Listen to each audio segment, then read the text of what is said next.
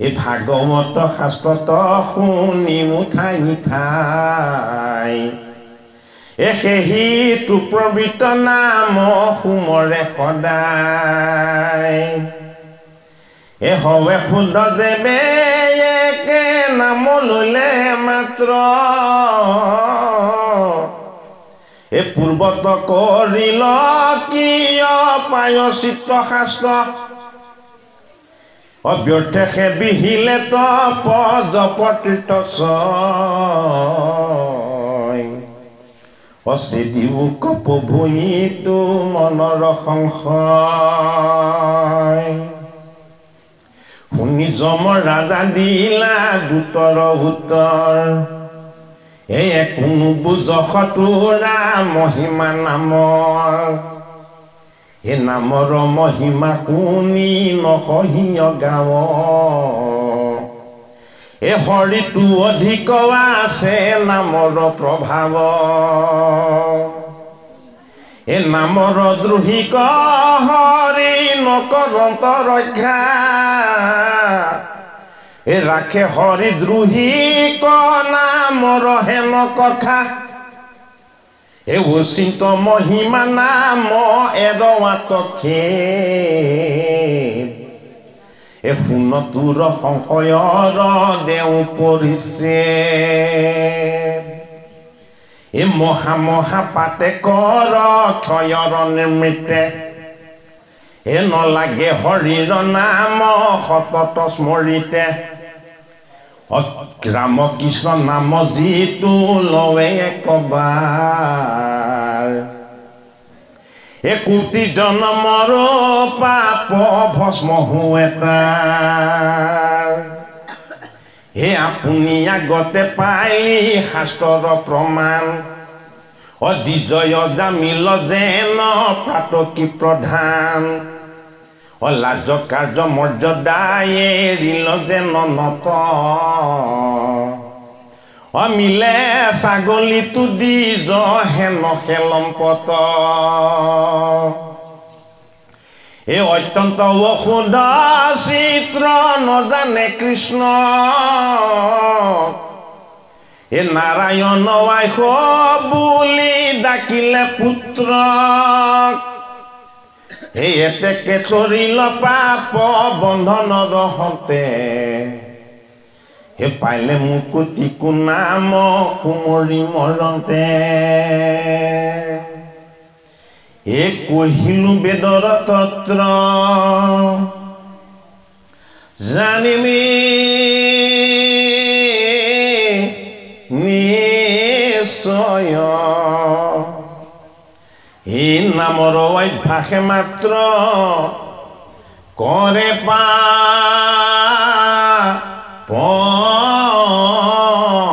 ক্ষয় পাতকৰ বাসনাৰ অক্ষয়ৰ নিমৃতে সততে নামক হোম ৰিবে লাগিনিতে এতেকে সে শাস্তে কৰে সদায়ে স্মৰণ এতে বেশে বাসনা গুছে শুদ্ধ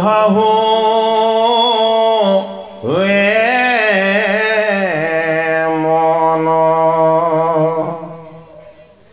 এতে বেশে নচাৰে কৃষ্ণ শৰণ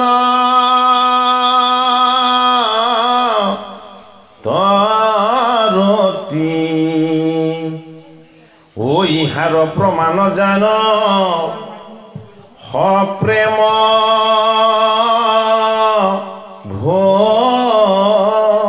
ভকতি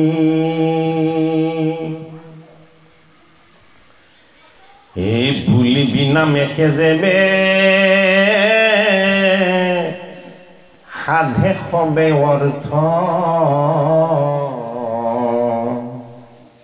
অস্মৃতি শাস্ত্ৰ মানে তেবে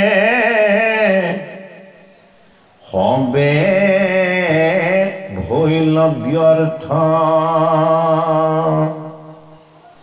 এই হৰিৰ নামে কে পাৰে পাতক খণ্ডিত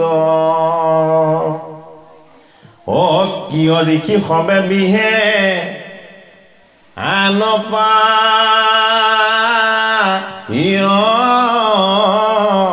চিত ইহাৰ উত্তৰ দেও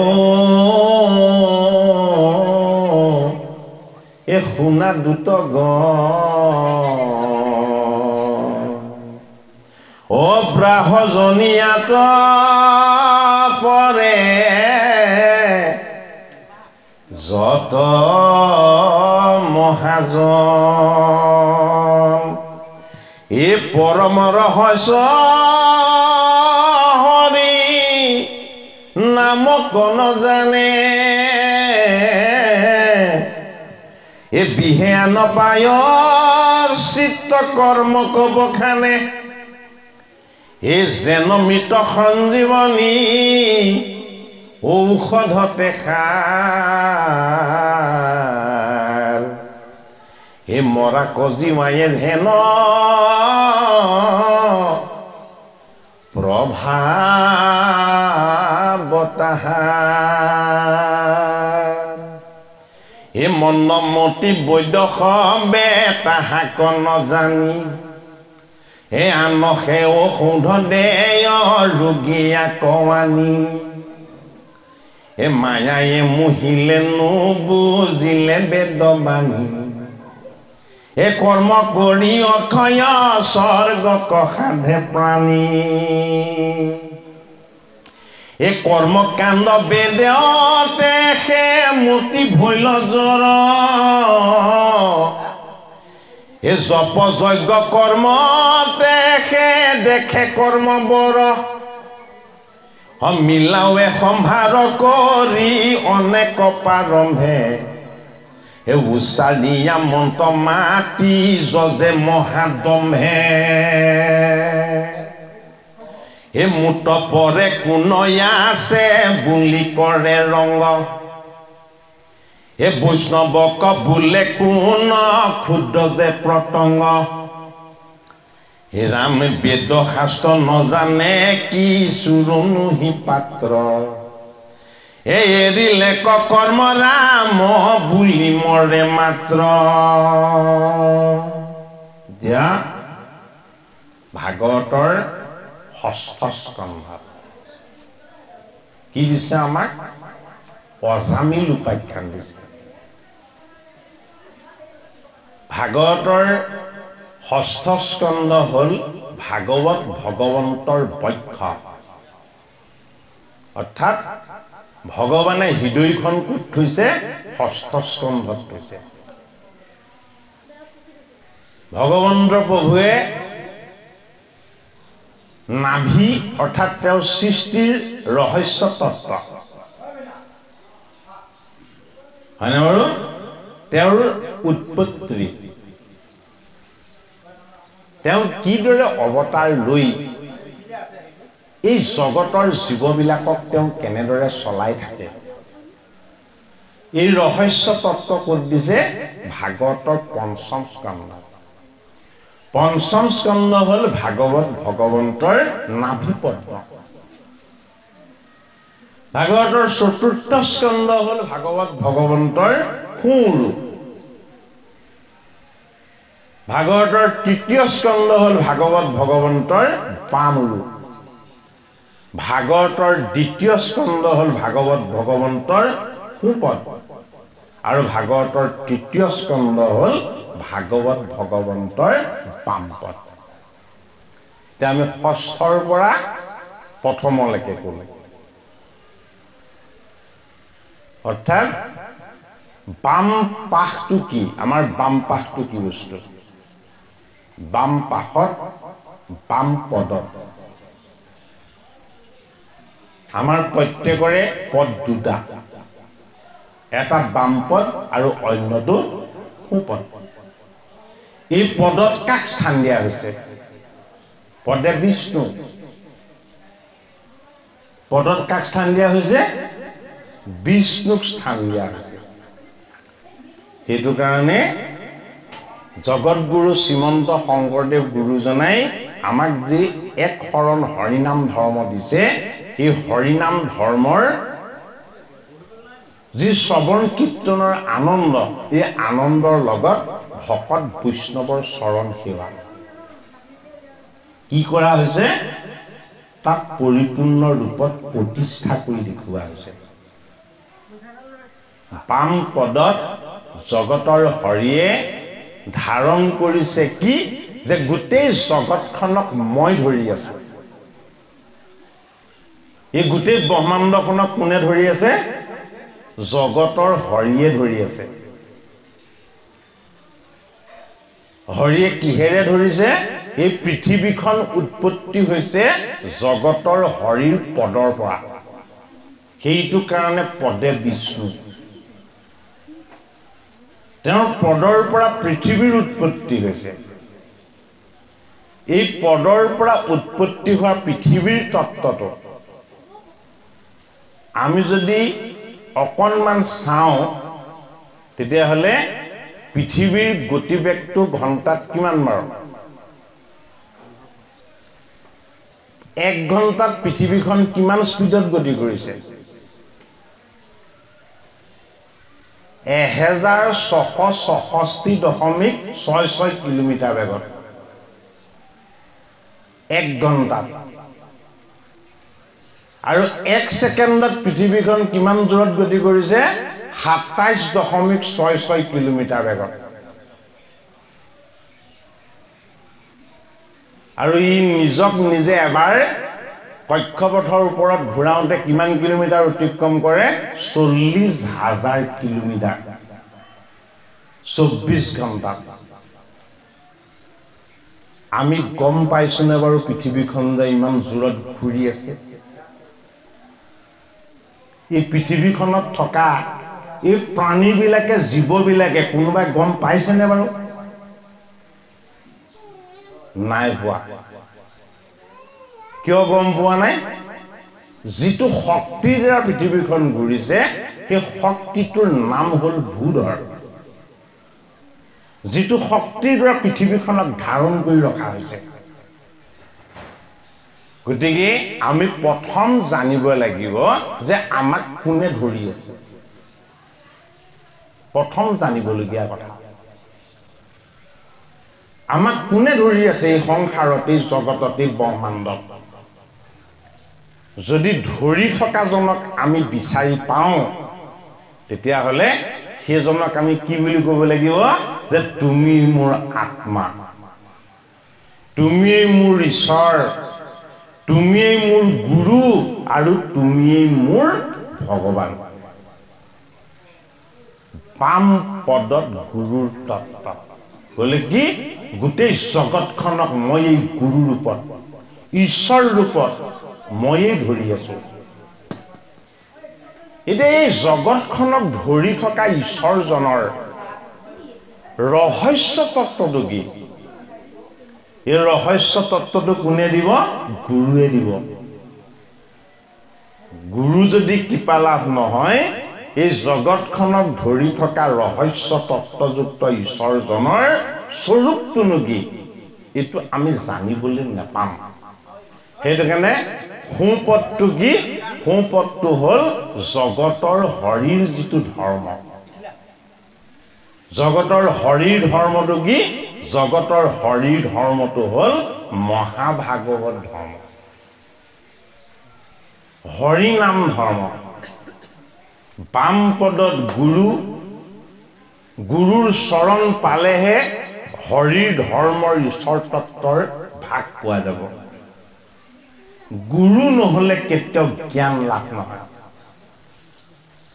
গতিকে বাম পদত গুৰু, সোঁ পদত গুৰুৱে দিয়া জ্ঞান, দুটা বস্তু। এক আৰু তাৰ পাছত কি হ'ল? 1ৰ পৰা 2 হ'ল। 2 পাছৰ অংকটো কি আহিব 2 পাছৰ অংকটো আহিব 3 হয়নে একত আহিল গুৰু 2ত আহিল ঈশ্বৰ পৰিচয় তে 3ত কি লাগিব এই ঈশ্বৰেনো কেনেকে আমাক সৃষ্টি কৰিছে এই জগতখনকনো তেওঁ কেনেকে নিৰ্মাণ কৰিছে হেতুৰ কাৰণে তৃতীয় স্কন্ধ ভাগৱত ভগৱন্তৰ সুৰুটো তেওঁ কি ধাৰণ কৰিলে সৃষ্টিৰ ৰহস্যখিনি 10 সৰ্গ সৃষ্টি সপ্ত পাতাল সৃষ্টি সপ্ত স্বৰ্গ সৃষ্টি মানে জীৱ সৃষ্টি শিৱ সৃষ্টি ব্ৰহ্মা সৃষ্টি গন্ধৰ্ব কিন্নৰ ভূত প্ৰেত যক্ষ ৰক্ষ এই সমস্ত বিলাক সৃষ্টিৰ ৰহস্য ক'ত দিছে ভাগৱতৰ তৃতীয় স্কন্ধত দিছে এটো কাৰণে প্ৰথম গুৰুৰ কৃপাত ভগৱান গুৰু আৰু ভগৱানৰ কৃপাত জানিব পৰা যাব সৃষ্টিৰ ৰহস্য আৰু ইয়াৰ পাছত এই সৃষ্টিৰ ৰহস্যলৈ যে জীৱবিলাক আহিলে এই জীৱবিলাকে কি ভুল কৰে এই জীৱবিলাকে কি জানিব লাগে আৰু কি জনাটো উচিত আৰু কি জানিবলৈ বাকি থাকে এই গোটেইখিনি কথা দেখুৱা হৈছে ক'ত ভাগৱতৰ চতুৰ্থ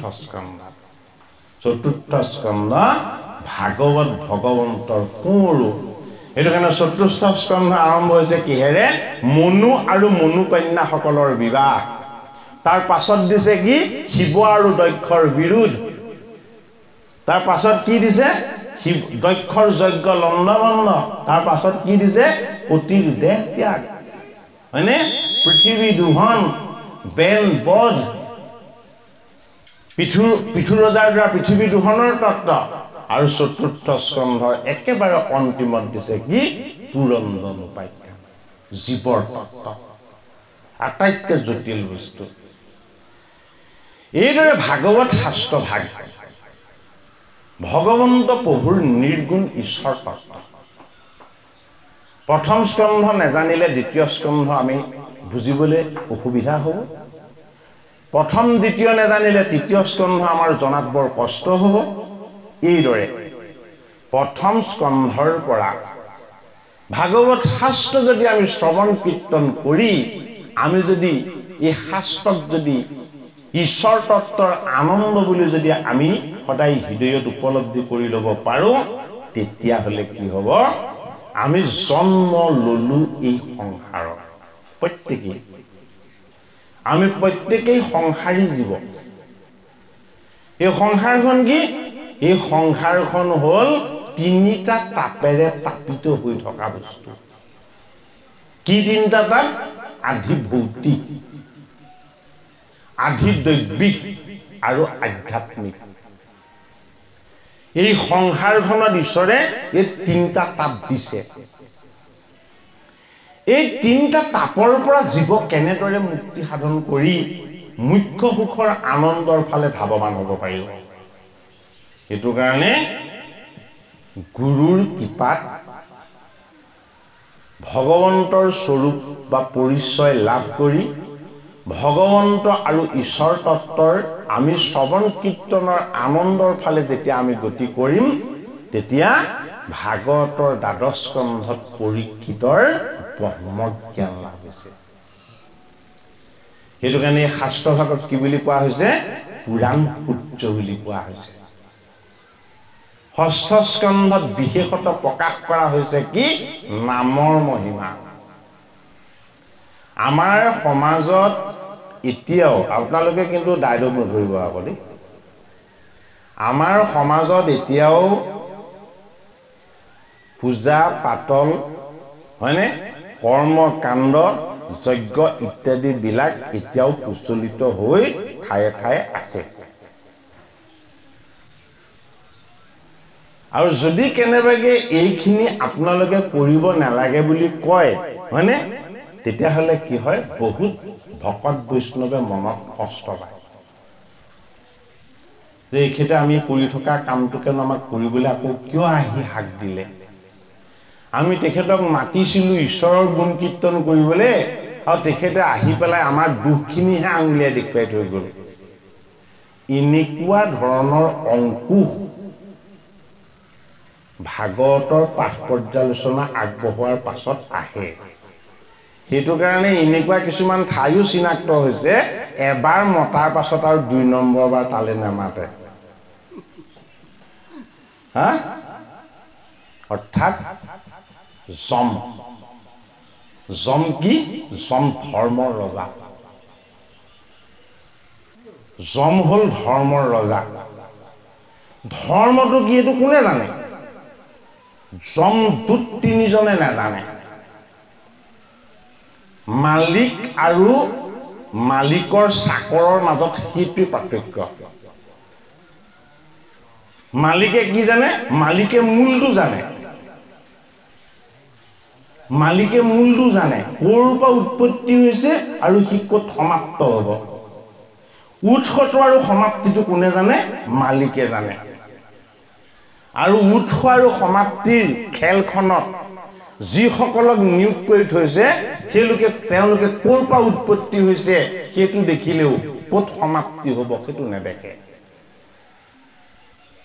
ষষ্ঠ স্কন্ধত আমাৰ সমাজত প্ৰচলিত থকা ধ্যান, ধাৰণা, ভাৱ আৰু চেতনাবিলাকক জগাই তুলিব বিচৰা হৈছে। ষষ্ঠ স্কন্ধ কি? ভগৱন্তৰ বক্ষ হৃদয়। এই হৃদয়ানন্দৰ আচল আনন্দটোনো ক'ত আছে? হৃদয়ানন্দৰ প্ৰকৃত আনন্দ বা সুখটোনো আমি কেনেকে লাভ কৰিব পাৰিম? আমি কেনেদৰে ঈশ্বৰ আৰু আমাৰ মাজত পাৰ্থক্য নাইকিয়া কৰি দিব পাৰিম? এই উপায়টো ক'ত দিছে? ভাগৱতৰ ষষ্ঠ স্কন্ধত দিছে। ষষ্ঠ স্কন্ধত এতিয়া যমদূত আৰু যম ৰজাৰ কথোপকথন চলিছে। এই যমদূত ৩ জনে যম ৰজাক সুধিবলৈ বাধ্য হ'ল। যমদূত ৩ জনে কি দেখি আহিছে? যে ধৰ্মৰ নামত যাগ যজ্ঞ পূজা পাতল এইবিলাক যি কৰিছে সেইখিনিক যমদূতে আনিবলৈ নাযায়। যি তপ কৰিছে, ব্ৰত কৰিছে, দান কৰিছে, যজ্ঞ কৰিছে, বেদৰ নীতি নিয়ম মানি কৰ্মকাণ্ডবিলাক কৰি আছে, সেইসকলক যমৰ দূতে আনিবলৈ নাযায়। যি বেদৰ নিয়ম ভংগ কৰিছে তাক কি কৰে? তাক ধৰি বান্ধি লৈ আহে। এতিয়া বেদৰ নিয়ম 2টা। এটা এনেই সাধাৰণতে চকুৰে দেখা আৰু অন্যটো হ'ল আত্মাৰে দেখা। চকুৰে দেখাটো মায়া, আত্মাৰে দেখা তত্ত্বটো হ'ল ঈশ্বৰ। চকুৰে কি দেখিছিলে? যে দেখিছে ঢেৰ দ্ৰব্য কাৰণ গোটাইছে, ব্ৰাহ্মণে বেদৰ মন্ত্ৰ মাতিছে আৰু মই এই যজ্ঞ ভালদৰে কৰিব জানো, মোতকে ভালকে কোনেও নাজানে, মই বেদজ্ঞ ব্ৰাহ্মণ, মন্ত্ৰৰ উচ্চাৰণ মোৰ সদায় শুদ্ধ হয়, হৰিক কেনেদৰে অৰ্চন কৰিব লাগে, হৰিক কেনেদৰে যজ্ঞত আহুতি দিব লাগে মই ভালদৰে জানো। এইটোক অহংকাৰ বুলি কোৱা হয়। সেইটো কাৰণে বেদজ্ঞ ব্ৰাহ্মণসকলৰ ভক্তিত অহংকাৰ সোমাই গ'ল। ভক্তিত যদি কেনেবাকে অহংকাৰ সোমাইছে তেতিয়াহ'লে সেয়া পাপ। গতিকে যি ভক্তিত অহংকাৰ প্ৰকাশ হয় সেই ভক্তিক ত্যাগ কৰি দ্বিজ হৈ জন্ম লৈ অজামিলে কি কৰিলে? বেইছাত পতিত হ'ল। মনটো যজ্ঞ কৰ্ম বেদ এইবিলাকৰ পৰা এৰি সম্পূৰ্ণৰূপে সংসাৰৰ ফালে তেওঁ মনটো লৈ গ'ল। এতিয়া 10টা পুত্ৰৰ জন্ম হ'ল, সংসাৰ সমুদ্ৰ ৰচনা হৈ গ'ল। এটা দুটাকে 10টা পুত্ৰ। আৰু তাৰে কনিষ্ঠ পুত্ৰটোৰ নাম তেওঁ কি ৰাখিলে? নাৰায়ণ। কনিষ্ঠ পুত্ৰটোৰ নাম ৰাখিলে নাৰায়ণ। বেদৰ মন্ত্ৰ বাদ দিলে, দান বাদ দিলে, তপস্যা বাদ দিলে, যজ্ঞ বাদ দিলে। ঘোৰ সংসাৰী হৈ গ'ল, সকলো পাহৰি থাকিলে। কেৱল পুত্ৰ ভাৰ্যা এইকেইটাকে লৈ তেওঁ সদায় ব্যস্ত থাকিলে আৰু যেতিয়া একেবাৰে অন্তিম ৮০ বছৰ ৮১ বছৰ বয়স হ'ব হ'ল তেতিয়া স্মৃতি শক্তি অলপ দুৰ্বল হৈছে কেৱল এটা কথাই তেওঁ মনত আহি আছে যে এই কনিষ্ঠ সৰু পুত্ৰটোক এৰি মই কেনেকে যাম পুত্ৰটোৰ নামটো ৰখা হ'ল নাৰায়ণ সেইটো কাৰণে যমদূত তিনিজনে আহি অজামিলৰ জীৱটোক দেহৰ পৰা টানি আজুৰি আনিছে এই যমদূত কেইজন কি এজন কফ এজন বাত আৰু এজন পিত্ত আমাৰ লগত বহুৱাই দিছে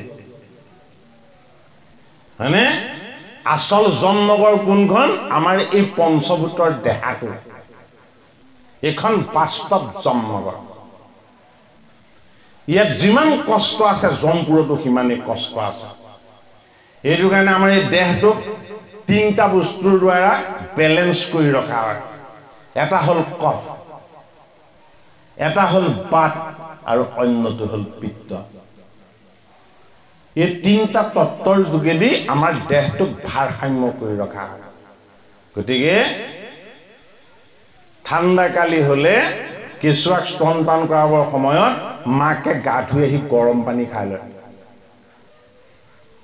নে নলয় মাকৰ ঠাণ্ডাটো যাতে কেঁচুৱাটোৰ গালে নাযায় নহলে কি হ'ব নহলে তাৰ বক্ষত কফ জমা হ'ব এই কফটো ইমবেলেন্স হৈ যাব বেছি ঠাণ্ডা পালে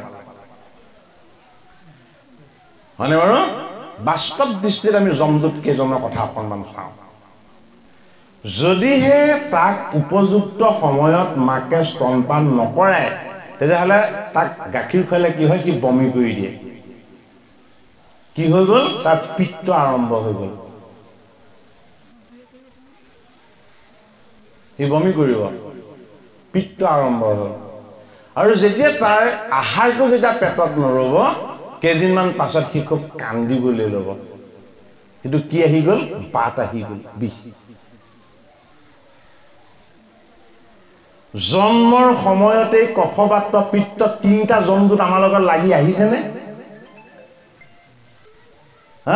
অন্তিম সময়লৈকে এই তিনিজন যমদূত আমাৰ লগত থাকিব কিন্তু আমি কি কৰি আছো আমি কেনেকে জীয়াই আছো আমি ঈশ্বৰ সেৱা কৰিছো নে নাই কৰা সেইটো চাই থাকিবৰ কাৰণে এজন গুপ্ত অনুচৰ বহুৱাই থয় এই গুপ্ত অনুচৰজন ক'ত বহুৱাই থয় আমাৰ মনৰ আটাইতকৈ সুস্থ অৱস্থাটো স্থিৰ অৱস্থাটোত সেইটোক কোৱা হয় চিত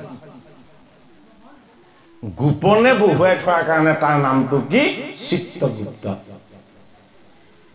সেইটো কাৰণে আমি কি কৰিছো কোনে লিখি থয় চিত্তগুপ্তই লিখি থয় চিত্তটো কি চিত্তটো হ'ল আমাৰ জীৱৰূপী আত্মতত্ত্ব ভাগৱত শাস্ত্ৰত দেখুওৱা হৈছে যে আমাৰ চিত্তটো যদি শুদ্ধ কৰিব পৰা যায় তেতিয়াহ'লে এই তিনিটা বিকাৰ আপোনা আপুনি শুদ্ধ হ'ব কি কফ বাত পিত্ত চিত্তক শুদ্ধ কৰিব পাৰিলে তে চিত্তক কেনেকৈ শুদ্ধ কৰিব পৰা যায় চিত্তক শুদ্ধ কৰিব পৰা যায় ভগৱন্তৰ নিৰ্গুণ নাম বস্তুৰ দ্বাৰা গতিকে আমি যজ্ঞ কিহৰ কাৰণে কৰিছিলো যজ্ঞ কৰিছিলো সুখৰ কাৰণে খন্তেকীয়া সুখৰ কাৰণে যজ্ঞ জীৱটোৰ সুখৰ কাৰণে আমি কি কৰিব লাগিব ভগৱন্তৰ নাম বস্তুৰ ভাগ ল'ব লাগিব ষষ্ঠ স্কন্ধত যম ৰজাজনে এতিয়া যমদূত তিনিজনক বুজাইছে কি বুলি বুজাইছে যে তোমালোকে বেয়া ঠাইত গৈ হাত দিলাগে বোলে আমিতো বেয়া ঠাইত হাত দিয়া নাই অজামিলে যজ্ঞ বাদ দিলে তপ বাদ দিলে বট বাদ দিলে বেইছাত পতিত হ'ল ঘোৰ সংসাৰী হ'ল তেওঁ পাপী জীৱটোকহে আমি উলিয়াই আনিছো তেওঁ কেনেকৈ পুণ্যৰ ভাগ পালে তেতিয়া কৈছে যে তেওঁ জীৱটো উলিয়াই অনাৰ আগৰ পৰা তেওঁ কনিষ্ঠ পুত্ৰটোক মাতি আছিলে এই কনিষ্ঠ পুত্ৰটোৰ নামটো কি আছিলে Narayan Sari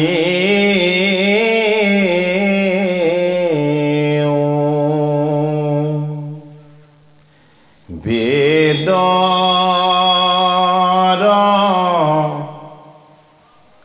Sari Akhar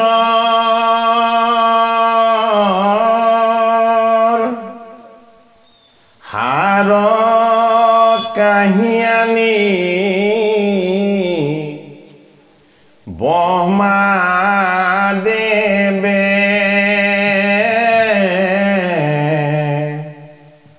Obekot kori thoila na rayon bani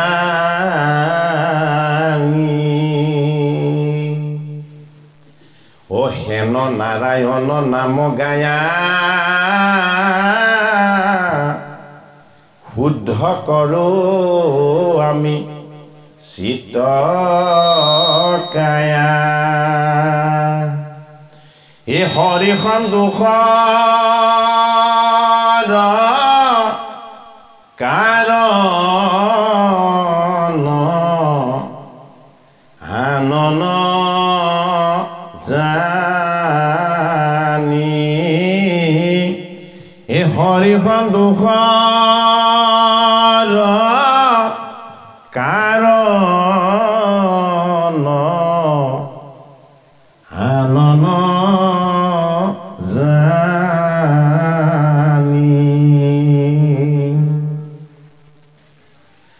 আমি যদি তত্ত্বগত দিশেৰে চাওঁ নাৰায়ণ তত্ত্বটো হ'ল কি গুণমুক্ত নাৰ মানে জল অয়ন মানে শয়ন বা আশ্ৰয় জলত যি আশ্ৰয় লৈ শয়ন কৰি আছে সেই তত্ত্বটোৰ নাম হ'ল নাৰায়ণ এটা কি জল অনন্ত জল সীমাহীন জল এই গোটেই ব্ৰহ্মাণ্ডখন লয় যেতিয়া প্ৰাকৃত প্ৰলয় হয় ব্ৰহ্মাৰ যেতিয়া 100 বছৰ পূৰ হয় গোটেই ব্ৰহ্মাণ্ডখনে তৃতীয় স্কন্ধত দিছে গোটেই ব্ৰহ্মাণ্ডখন কি হয় পাতালৰ অনন্ত নাগৰ 1000 মুখৰ পৰা কেৱল অগ্নি বাহিৰ হয়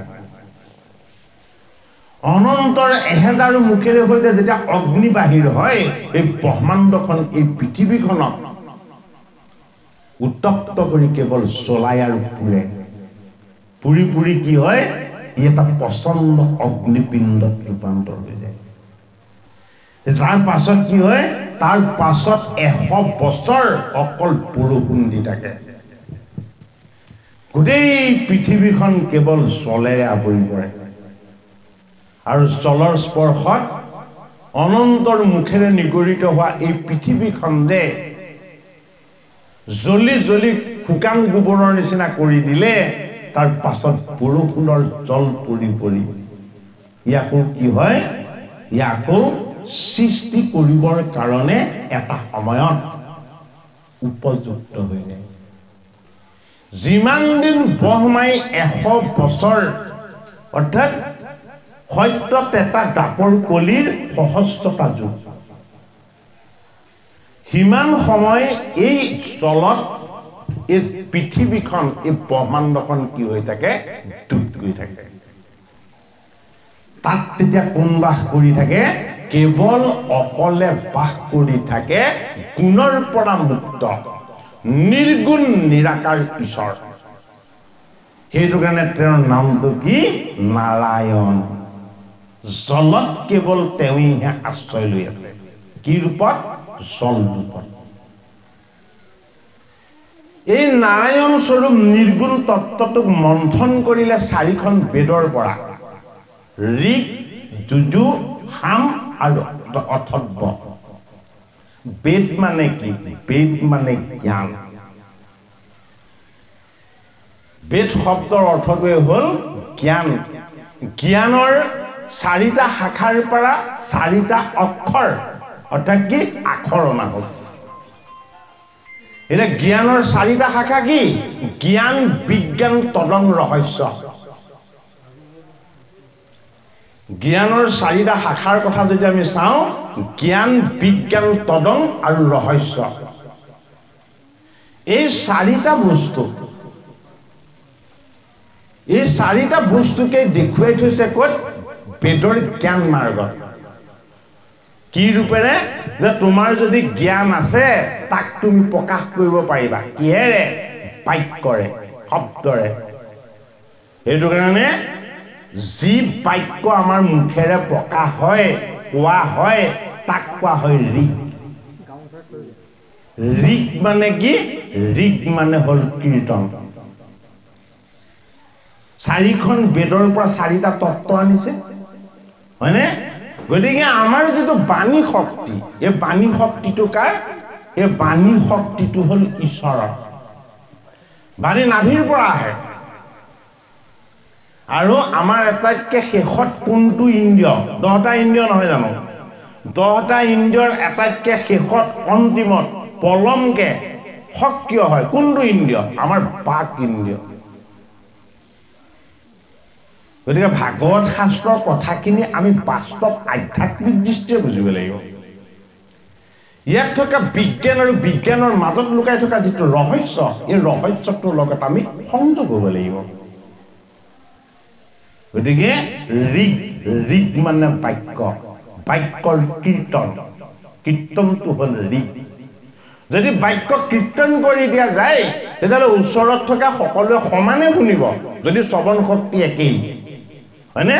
কীৰ্তন কৰিলে সমানে শুনিবও পাৰে, আৰু ই যদি ছন্দময় হয়, ধ্বনিময় হয়, গীতিময় হয়, সমানে আনন্দও লাভ কৰিব।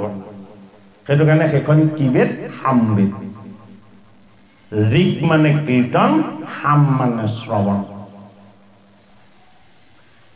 দুখন বেদৰ পৰা দুটা তত্ত্ব আনিছে। বোলে কি? তুমি কীৰ্তন কৰা শক্তিটো ঈশ্বৰৰ, তুমি শ্ৰৱণ কৰা শক্তিটো ঈশ্বৰৰ।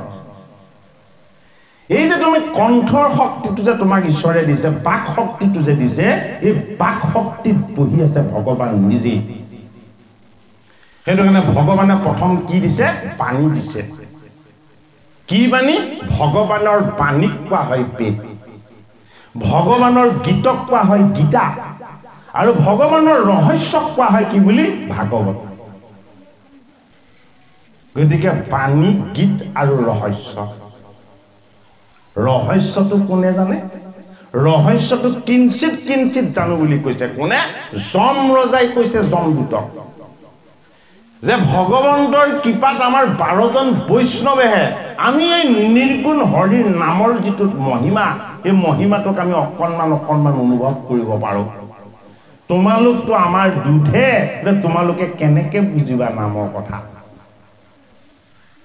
এতিয়া যমদূত 3জনে বুজি নাপালে তেতিয়া আমাৰ তাত আপত্তি কৰিবলগীয়া একো নাই।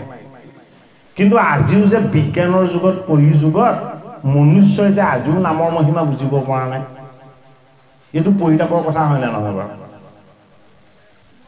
হৰি নামৰ মহিমাটো 3জন যমদূতে অনুভৱ কৰিব পৰা নাই, যমৰ আগত তাকে কৈছে।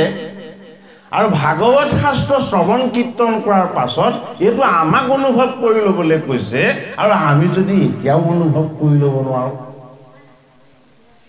সেইটো কাৰণে আমাৰ যাতে বিশ্বাসটো সুদৃঢ় হয়, আমাৰ যাতে বিশ্বাসটো সবল হয়, আমি যাতে ভগৱন্তৰ নিৰ্গুণ নাম বস্তুত যাতে সুদৃঢ় বিশ্বাস কৰি ল'ব পাৰো। সেইটো কাৰণে কথাখিনি কাৰ যোগেদি দেখুওৱা হৈছে? অজামিল নামৰ দ্বিজজনৰ দ্বাৰা দেখুওৱা হৈছে। অজামিলে ঈশ্বৰক মতা নাই। কাক মাতিছে? তেওঁৰ কনিষ্ঠ পুত্ৰটোক মাতিছে। কনিষ্ঠ পুত্ৰটোৰ নাম ৰাখিছিলে কি? নাৰায়ণ। নাৰায়ণ নামটো কাৰ? নাৰায়ণ নামটো তেওঁ পুত্ৰৰ কাৰণে ৰাখিছে। নাৰায়ণ নামটো ব্ৰহ্মাদেৱে ৰাখিছিলে পৰম পিতা পৰমেশ্বৰ।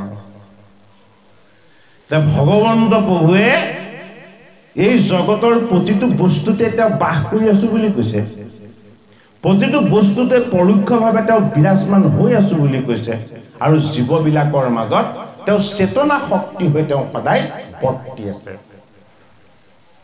এইটোক অনুভৱ কৰিবলৈ হলে আমি তেওঁৰ স্বৰূপটোক কীৰ্তন কৰিব লাগিব। তেওঁ অজামিলে কি কৰিছিলে? কনিষ্ঠ পুত্ৰক মাতিছিলে আৰু কোন আহি গ'ল? বৈকুণ্ঠৰ পৰা চাৰিজন পাৰিষদ নামি আহিলে, সনক, সনন্দ, সনাতন আৰু সনক কুমাৰ। জীৱটোক নিবৰ কাৰণে আহে তিনিজন যমদূত, কফ, বাত, পিত্ত। জীৱটোক উদ্ধাৰ কৰিবৰ কাৰণে এজন বেছি আহে। কেইজন আহে? চাৰিজন। গতিকে ৩ আৰু ৪ মুঠ পৰিমাণটো কিমান? ৭। মুঠ পৰিমাণ ৭ নহয় জানো? কৌৰৱৰ সেনাৰ পৰিমাণ ৭ অক্ষৌহিণী, হয়নে? আৰু পৰীক্ষিতক মৃত্যুৰ অভিসম্পাত দিছে কি? যে ৭ দিনত তোমাৰ তক্ষক নাকে দংশন কৰি মৃত্যু দিব। গতিকে ৭টা বস্তুৰ লগত আমাৰ পৰিচয় হ'ব লাগিব। তিনিটা তাপ, আধি ভৌতিক, আধি দৈবিক আৰু আধ্যাত্মিক। এই তিনিটা তাপৰ পৰা উদ্ধাৰ হোৱাৰ উপায় ভগৱন্তৰ নাম। এই নাম কি? এই নাম হ'ল ভগৱন্ততকৈ বেছি মহিমাযুক্ত। এই নামৰ সং কোনে ত্যাগ নকৰে? ভগৱানেও ত্যাগ নকৰে আৰু ভগৱন্তৰ পাৰিষদেও ত্যাগ নকৰে। বোলে কি? য'ত আমাৰ প্ৰভুৰ নাম উচ্চাৰণ হৈছে তাত আমাৰ স্বামী বিৰাজমান হৈছে। তেওঁ অজামিলেতো নাজানে নামৰ যে ইমান মহামহিমা। তেওঁ ঈশ্বৰক মতাই নাই, মাতিছে কনিষ্ঠ পুত্ৰটোক। কনিষ্ঠ পুত্ৰক মাতোতে ৪জন বিষ্ণুৰ পাৰিষদ আহিলে। বিষ্ণুৰ পাৰিষদ ৪জনে যমদূত ৩জনক খুব বেয়াকে প্ৰহাৰ কৰিলে, পিটিছে। গদাৰে পিটি পিটি পিঠিকেইটা মেটুৱা মেটুৰ কৰি দিলে এই ৩জন যমদূতৰ। চৰিয়াই চৰিয়াই গালকেইখন উখহাই দিলে। যমদূতে কেতিয়াও দেখাও নাই, বুজাও নাই যে যমদূততকে শক্তিশালী কোনোবা আছে। যমদূতক প্ৰহাৰ কৰিব পৰা শক্তি আছে বুলি যমদূতে জনাই নাছিলে। কিন্তু এই ৪জন কি? এই ৪জন হ'ল বিষ্ণুদূত। বিষ্ণুৰ দূত তথা বিষ্ণুৰ পাৰিষদৰ লগত ভগৱানতকে মাত্ৰ 2টা বস্তু কম থাকে, মাত্ৰ দুবিধ অলংকাৰ কম থাকে। বাকী দেখিবলৈ ভগৱন্ত প্ৰভুৰ সৈতে একে, কোনো পাৰ্থক্য নাই। ভগৱন্তৰ যিদৰে আয়ত লোচন, কমল লোচন, অধৰ অৰুণ, নাসিকা তিল ফুলৰ নিচিনা আৰু ইষত ইষত হাঁহি থকা তেওঁলোকৰ যি নিৰ্মল তেওঁলোকৰ প্ৰকাশ, আৰু লগতে কি? বলিষ্ঠ বাহু, অত্যন্ত সবল। পদত কি আছে? পদত তেওঁলোকৰ পৰম পবিত্ৰ ঈশ্বৰীয় চিহ্ন আছে। জ্যোতিষ্মান হৈ তেওঁলোক জিলিকিছে। আৰু হাতত কি আছে? হাতত দিব্য গদা আছে। এই যমদূত ৩জনক গদাৰে প্ৰহাৰ কৰিলে আৰু লগতে হাতেৰে চৰিয়ালে। ডাঙৰ কথা। এই যমদূত ৩জনে নামৰ মহিমা নাজানিলেহেঁতেন। কাৰ কাৰণে জানিলে? যমদূত ৩জনে পবিত্ৰ নামৰ মহিমা যম ৰজাৰ পৰা জনাৰ সুযোগ পালে। কাৰ কাৰণে পালে? অজামিলৰ কাৰণে পালে। অজামিলৰ বৃত্তিটোক তেওঁলোকে পাপ দেখিছিলে, জীৱটো শুদ্ধ হৈ গৈছিলে। কেনেকে শুদ্ধ হৈছিলে? অজামিনে নাৰায়ণ নামৰ কনিষ্ঠ পুত্ৰক মাতিছিলে। আমাক বহুতে প্ৰশ্নও কৰে যে ভগৱানৰ নাম নাৰায়ণ হয়, অজামিলেতো নাজানে ভগৱানৰ নাম যে নাৰায়ণ। তেওঁ ল'ৰাটোকহে মাতিছে। ল'ৰাটোক মাতোতে পাৰিষদ কেনেকে আহিব? আপুনি নিপেন শইকীয়াৰ ফোন নাম্বাৰটো ডাইল কৰি দিয়ক, মোৰতো ফোন হেণ্ডছেটতে বাজিব। নাম্বাৰটো মোৰ নেজানিও যদি আপুনি কেনেবাকে এই নাম্বাৰটো ডাইল কৰে, কিন্তু মোৰ হেণ্ডছেটটোতহে ৰিং কৰিব, হয় নে নহয় বাৰু? গতিকে নাম্বাৰটো ভগৱানৰ নাম। নাম্বাৰটো হ'ল ভগৱানৰ নাম বস্তু। যিটো নাম্বাৰত ডাইল কৰিলে প্ৰত্যক্ষভাৱে ভগৱন্তৰ তাত লাগি যাব। সেইটো কাৰণে ক'ত দিছে? ভগৱন্তৰ হৃদয় হ'ল ষষ্ঠ স্কন্ধ। ষষ্ঠ স্কন্ধত নামৰ মহিমা দেখুওৱা হৈছে। নামতকে মহিমাযুক্ত বস্তু ঈশ্বৰৰ একো নাই বুলি কৈছে। আৰু কি কৈছে? যমদূত ৩জনক এতিয়া কি কৰিছে? নামৰ মহিমাৰ কথা এতিয়া যম ৰজাই কৈছে। গতিকে আমাৰ লগত ৰজাৰ আসনত বহি আছে কোন আমাৰ জীৱটো এই জীৱটোৱে যমৰজা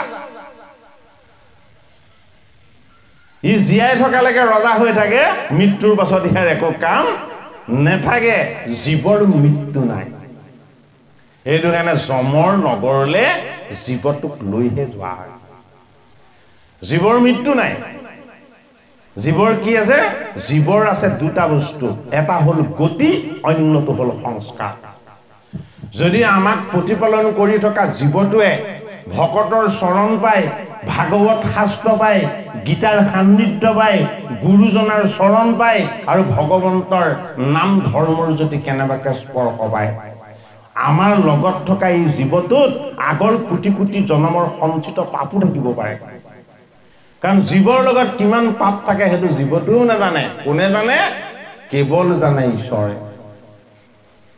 এইটো কাৰণে জীৱবিলাকক কি কৰে পাৰে পাৰে জন্ম দিয়ে আমি এবাৰ জন্ম লোৱাই নহয় আমি আগতে আৰু বহুত লাখ লাখ বাৰ জন্ম লৈছো প্ৰত্যেকে হয়তো ইয়াৰ আগৰ জন্মত আমি প্ৰত্যেকে বহুত কিবা এনেকুৱা ধৰণৰ পুণ্য কাম কৰিছিলো যে আমাক কলিযুগত ভগৱানে নৰ কৰি জন্ম দিলে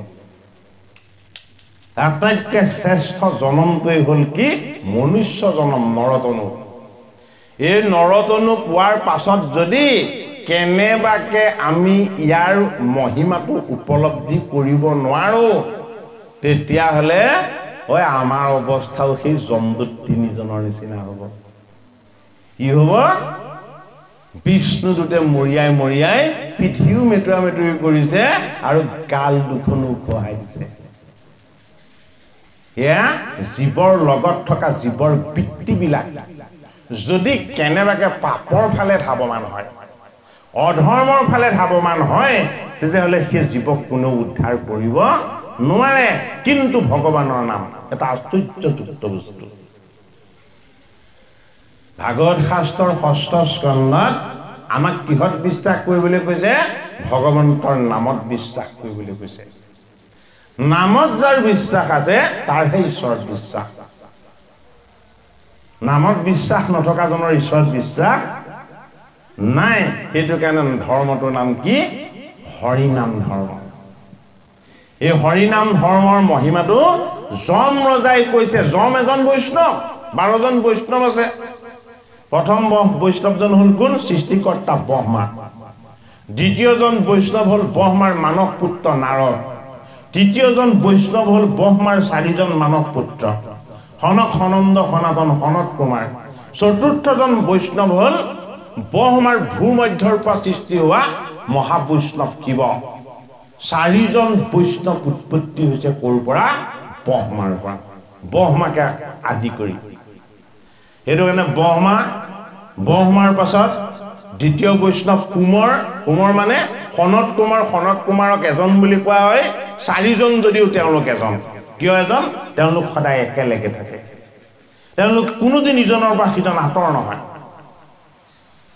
তেওঁলোক এটা শৃংখলত সদায় আবদ্ধ হৈ থাকে সেইটো কাৰণে সনত কুমাৰৰ নামেৰে কুমৰ নামৰ এজন বৈষ্ণৱ আৰু এজন হল ব্ৰহ্মাৰ কুলাৰ পৰা উৎপত্তি হৈছে বা মনৰ পৰা উৎপত্তি হৈছে কোন নাৰদ আৰু ইজন হল ব্ৰহ্মাৰ ভূমধ্যৰ পৰা উৎপত্তি হৈছে শিৱ 4জন বৈষ্ণৱ ক'ত ব্ৰহ্মাৰ লগত তাৰ পাছত ভাগৱতৰ 3য় স্কন্ধত এজন বৈষ্ণৱ দেখাইছে কৰ্দম আৰু দেৱাহুতিৰ পুত্ৰ কোন কপিল ভগৱান হল 5মজন বৈষ্ণৱ 6জন বৈষ্ণৱ কোন ভাগৱতৰ 6ষ্ঠ স্কন্ধত দেখুৱাইছে কাক যম ৰজা এজন বৈষ্ণৱ 7মজন বৈষ্ণৱ কোন 7মজন বৈষ্ণৱ হল প্ৰহ্লাদ ক'ত দেখাইছে ভাগৱতৰ 7ম স্কন্ধত দেখাইছে ভাগৱতৰ 7ম স্কন্ধত দেখাইছে 7মজন বৈষ্ণৱ কোন প্ৰহ্লাদ ভাগৱতৰ 7ম স্কন্ধত দেখাইছে 8ম স্কন্ধত দেখাইছে কাক 8 নম্বৰজন বৈষ্ণৱক 8 নম্বৰজন বৈষ্ণৱ কোন বলিৰায় বলিৰ দান যজ্ঞলৈ বামন প্ৰভু গৈছে 8 নম্বৰজন বৈষ্ণৱ হল বলিৰায় 9 নম্বৰজন বৈষ্ণৱক ক'ত দেখুৱাইছে ভাগৱতৰ 10ম স্কন্ধত দেখুৱাইছে ভাগৱতৰ 10ম স্কন্ধত দেখুৱা বৈষ্ণৱজন কোন জনক ৰজা জনক হল 9 নম্বৰজন 10 নম্বৰজন বৈষ্ণৱ আৰু 11 নম্বৰজন বৈষ্ণৱ কোন 11 নম্বৰজন বৈষ্ণৱ হল গুৰু ভগৱান শুক যি পৰীক্ষিতক ভাগৱত কৈছে এতিয়া ডাঙৰ ৰহস্য 12 জন বৈষ্ণৱ ভাগৱতত আমাক কি কৰিছে দেখুৱাইছে হয়নে আৰু ভকত কেজন ভকত 6 জন ষষ্ঠ স্কন্ধত আমাক কি দেখুৱাইছে এজন বৈষ্ণৱৰ দ্বাৰা 12 জন বৈষ্ণৱৰ তত্ত্ব প্ৰত্যক্ষ কৰাইছে বলে কি ভগৱানৰ নামৰ মহিমা আমি 12 জন বৈষ্ণৱে কিঞ্চিত জানো নামৰ মহিমা জানে সেইটো কাৰণে বৈষ্ণৱ এই জমদূত কেইজনক এতিয়া জম ৰজাই কৈছে যে তোমালোকে নামৰ মহিমা কি কেনেকে জানিবা বেদজ্ঞ ব্ৰাহ্মণ সকলেও নাজানে সাধন সিদ্ধ ঋষিমুনি সকলেও নাজানে কোনে জানে 12 জন বৈষ্ণৱৰ এজন হল শুকে কি জানে শুকে এই তত্ত্ব কথা পৰিপূৰ্ণকে জানে সেইটো কাৰণে ভাগৱত কোনে কীৰ্তন কৰিছে ভাগৱত কীৰ্তন কৰিছে ব্যাস নন্দন শুকদেৱে শুকদেৱক ভাগৱতত কি কৰি দেখুওৱা হৈছে শুকদেৱক ভাগৱত শাস্ত্ৰত গুৰু কৰি দেখুওৱা হৈছে ঈশ্বৰ কৰি দেখুওৱা হৈছে অৰ্থাৎ আমাৰ গুৰু কোন হ'ব লাগিব আমাৰ গুৰুজন বৈষ্ণৱ হ'ব লাগিব ভাগৱতৰ মতে যদি আমাৰ গুৰুজন বৈষ্ণৱ নহয় তেতিয়াহ'লে বৈষ্ণৱ নহলে সেই গুৰুৱে কেতিয়াও জীৱ উদ্ধাৰ কৰিব নোৱাৰে জীৱ উদ্ধাৰৰ কামটো কেৱল বৈষ্ণৱ গুৰুৱে কৰিব পাৰে সেইটো কাৰণে বৈষ্ণৱ গুৰুত আমি আশ্ৰয় বা শৰণ ললেহে আমাৰ সৎগতি হ'ব এটা বৈষ্ণৱ কোনজন যিজনে ভগৱন্ত বিষ্ণুৰ বাহিৰে কোনো দেৱ দেৱী দেৱতা কাকো পূজা নকৰে ভগৱন্ত বিষ্ণুৰ বাহিৰে যিজনে দেৱ দেৱী দেৱতা অন্য কাকো পূজা নকৰে সেইজনক কোৱা হয় বৈষ্ণৱ বুলি সেইটো কাৰণে আমি যদি বৈষ্ণৱ হ'বলৈ যত্ন নকৰো তেতিয়াহ'লে আমি ভগৱন্তৰ নাম বস্তু ভাগ পাম জানো নেপাম বৈষ্ণৱৰ লক্ষণ কি বৈষ্ণৱৰ লক্ষণ হল বিষ্ণুৰ বাহিৰে কোনো বেলেগ দেৱতাক কেতিয়াও পূজা আৰু উপাসনা নকৰে গতিকে আমাৰ কথা মানক নেমানক ভাগৱত শাস্ত্ৰৰ সিদ্ধান্তটো মানিব লাগিব আমি কাক পূজা কৰিব লাগিব কেৱল ভগৱান বিষ্ণুক পূজা কৰিব লাগিব জানিবা বিষ্ণুহে সমস্ত জগতে সাৰ বুলি এতিয়া আমি আকৌ অকণমান পাঠৰ মাজলৈ যাওঁ হে ৰাম যেন মৃত্যু সঞ্জীৱনী ঔষধতে সাৰ হে মৰাক জীৱাৱে হেন হে প্ৰভাৱতাহাৰ মৃত সঞ্জীৱনীৰ বৈশিষ্ট্যটো কি যিজনৰ মৃত্যু আহি একেবাৰে কাষ পালেহি মৃত্যুক কোনেও পঠিয়াব নোৱাৰে মৃত্যু কি আকস্মিকভাৱে আহিবই মৃত্যুক কি কৰিলে মৃত্যুক জীৱনদায়িনী শক্তিৰে সৈতে সঞ্জীৱনী কৰি দিলে এতিয়া এই সঞ্জীৱনীটো কি এই সঞ্জীৱনীটো হল ভগৱানৰ নাম মৃত সঞ্জীৱনী সেইটো কাৰণে মাধৱ মহাপুৰুষে নামঘোষাৰ অন্তত কি বুলি লিখিছে যে ৰাম নাম মৃত সঞ্জী বনি হৰি হৰি বুলি লিখিছে ৰাম নাম পাত কৰ যম ৰাম ৰাম এনেকে মাধৱ মহাপুৰুষে ঘোষা ঘোষিছে হে মন্দমতি বৈদসমে কাহাক নজানি হে আনহে ঔষধ দেয় ৰোগী আকোৱানি হে মায়ায়ে মুহিলে নুবুজিলে বেদবাণী এ কর্ম করি অক্ষয় স্বর্গ সাধে প্রাণী কর্মকাণ্ড বেদতে হে মতি ভৈল জল এ জপ যজ্ঞ কর্মতে হে দেখে কর্ম বৰ হে মিলাৱে সম্ভাৰ কৰি অনেক পাৰম্ভে হে উচাৰিয়া মন্ত্ৰ মাতি যজে মহাদম্ভে মানে এতিয়া বেদৰ মন্ত্ৰত অহংকাৰ আহে কেতিয়া যেতিয়া সি ঈশ্বৰৰ পৰা আঁতৰ কৰি লৈ যায় অহংকাৰটো কাৰ লগত নাই অহংকাৰটো পৰিপূৰ্ণ ৰূপত একেবাৰে শূন্য অৱস্থাত কাৰ লগত আছে ভগৱন্ত প্ৰভুৰ লগত অহংকাৰ শূন্য কিয় অহংকাৰ শূন্য ঈশ্বৰ প্ৰভু ভগৱন্ত কৃষ্ণ গুণৰ অতীত গুণাতীত গুণৰ পৰা মুক্ত সমস্ত গুণ তেওঁৰ পৰা উৎপত্তি সেইটো কাৰণে তেওঁ নিৰ্গুণ গতিকে কৃষ্ণ ৰাম হৰি এই নামবিলাক গুণমুক্ত এই গুণমুক্ত বস্তুত যদি আমাৰ আশ্ৰয় হয় নাম বস্তুত যদি আমাৰ আশ্ৰয় হয় তেতিয়াহ'লে আমি গুণত থাকিও গুণৰ যিখিনি অহংকাৰ ৰূপী বেয়া প্ৰভাৱ এই প্ৰভাৱবিলাকৰ পৰা আমি কি হ'ব পাৰিম মুক্ত হ'ব পাৰিম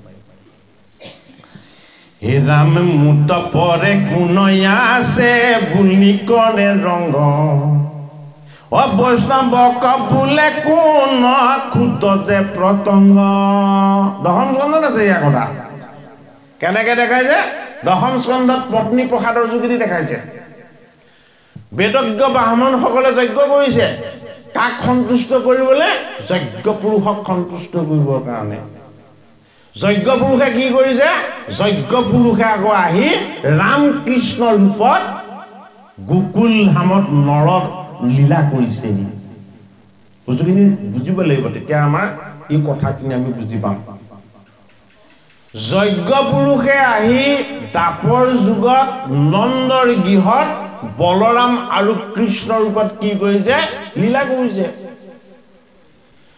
যজ্ঞটো কেতিয়া আছিলে যজ্ঞটো আছিলে তেতা যুগৰ বস্তু বেদৰ মন্ত্ৰ পালে বেছি জানো বুলি অহংকাৰ পালে এতিয়া এৰিব নোৱাৰা হ'ল বেদজ্ঞ ব্ৰাহ্মণসকলে কি ভাবিলে যে আমি যজ্ঞ কৰি ঈশ্বৰক পাব পাৰিম তেওঁ যজ্ঞ কৰিলে যে দাপৰ যুগত ঈশ্বৰক নাপায় সেইটো কোনে জানে সেইটো কৃষ্ণই জানে তেওঁ পৰমাত্মা কি কৰিলে গোপবালক সকলক লগত লৈ গোবৎসবিলাকক চৰাবলৈ বৃন্দাবনৰ মাজলৈ গ'ল বৃন্দাবনৰ মাজলৈ গৈছে খুব ৰ'দ দিছে সেইদিনা ৰ'দত গোপবালকসকলৰ অন্তকণ্ঠ শুকাই গৈছে কৃষ্ণ আৰু ৰামৰো কি লাগিছে ভোক লাগিছে পিয়াহ লাগিছে ঐ ৰামকৃষ্ণৰ ভোক পিয়াহ লাগে জানো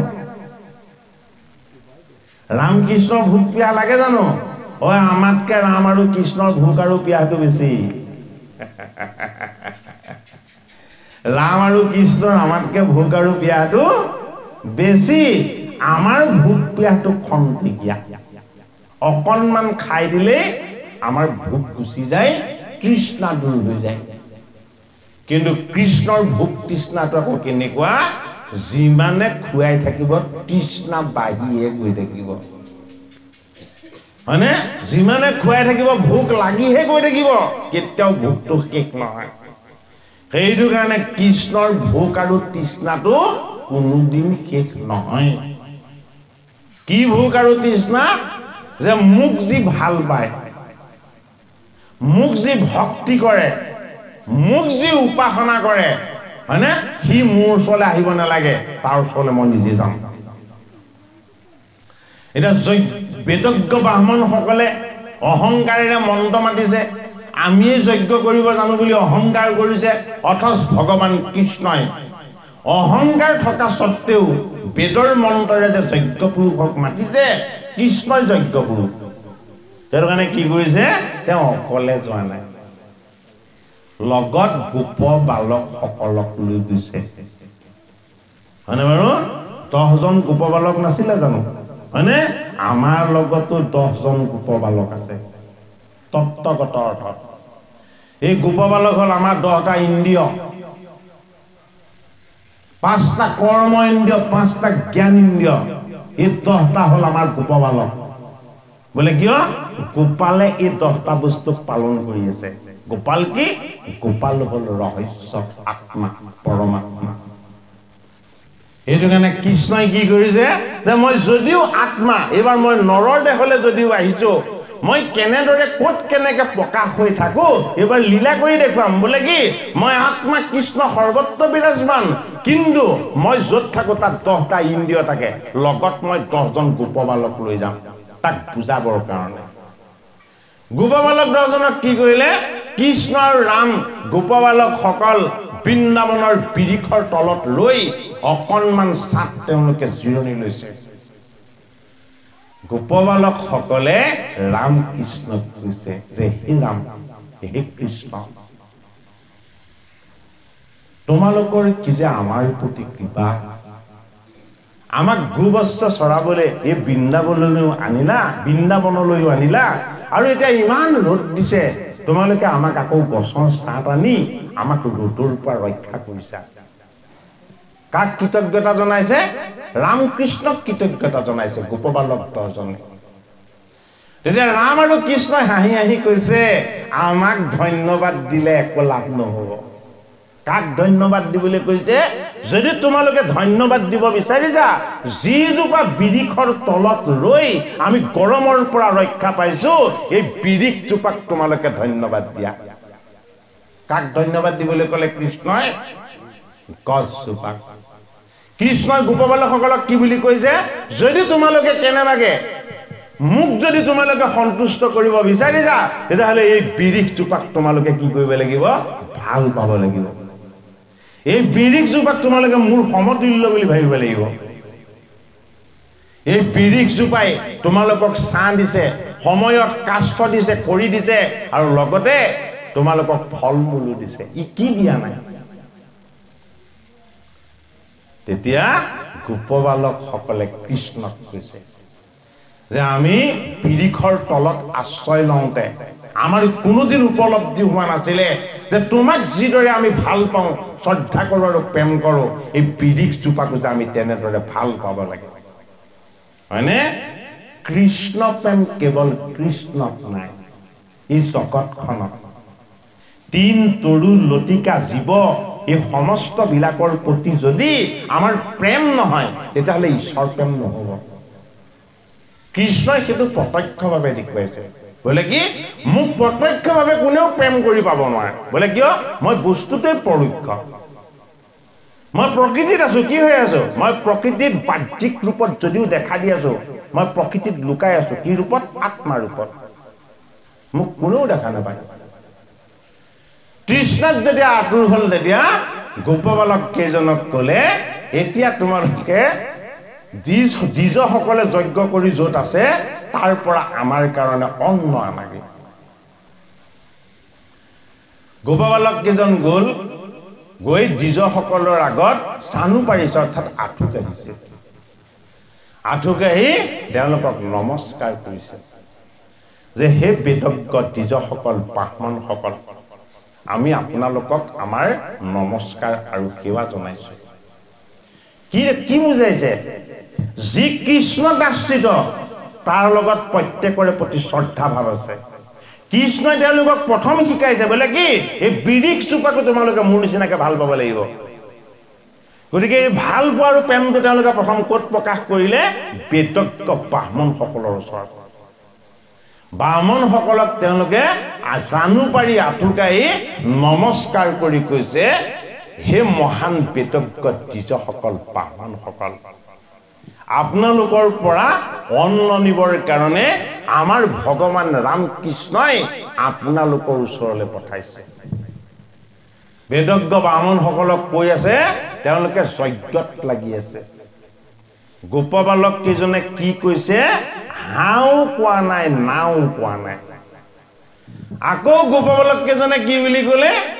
আকৌ গোপবালক কেইজনে ক'লে যে হে দ্বিজসকল, আমাৰ ভগৱান ৰাম আৰু কৃষ্ণই আপোনালোকে যজ্ঞ কৰি আছে বুলি জানি আমি আপোনালোকৰ ওচৰৰ পৰা তেওঁলোক ভোক আৰু তৃষ্ণাত আতুৰ হৈছে অন্ন নিবৰ কাৰণে পঠাইছে আমাক। তেতিয়া ব্ৰাহ্মণসকলে কি বুলি ক'লে যে আমি বেদজ্ঞ ব্ৰাহ্মণ, আমি যজ্ঞত পাৰ্গত। তহঁতিনো কোন নন্দসূতৰ কথা কৈছ, আমি বুজিয়ে পোৱা নাই।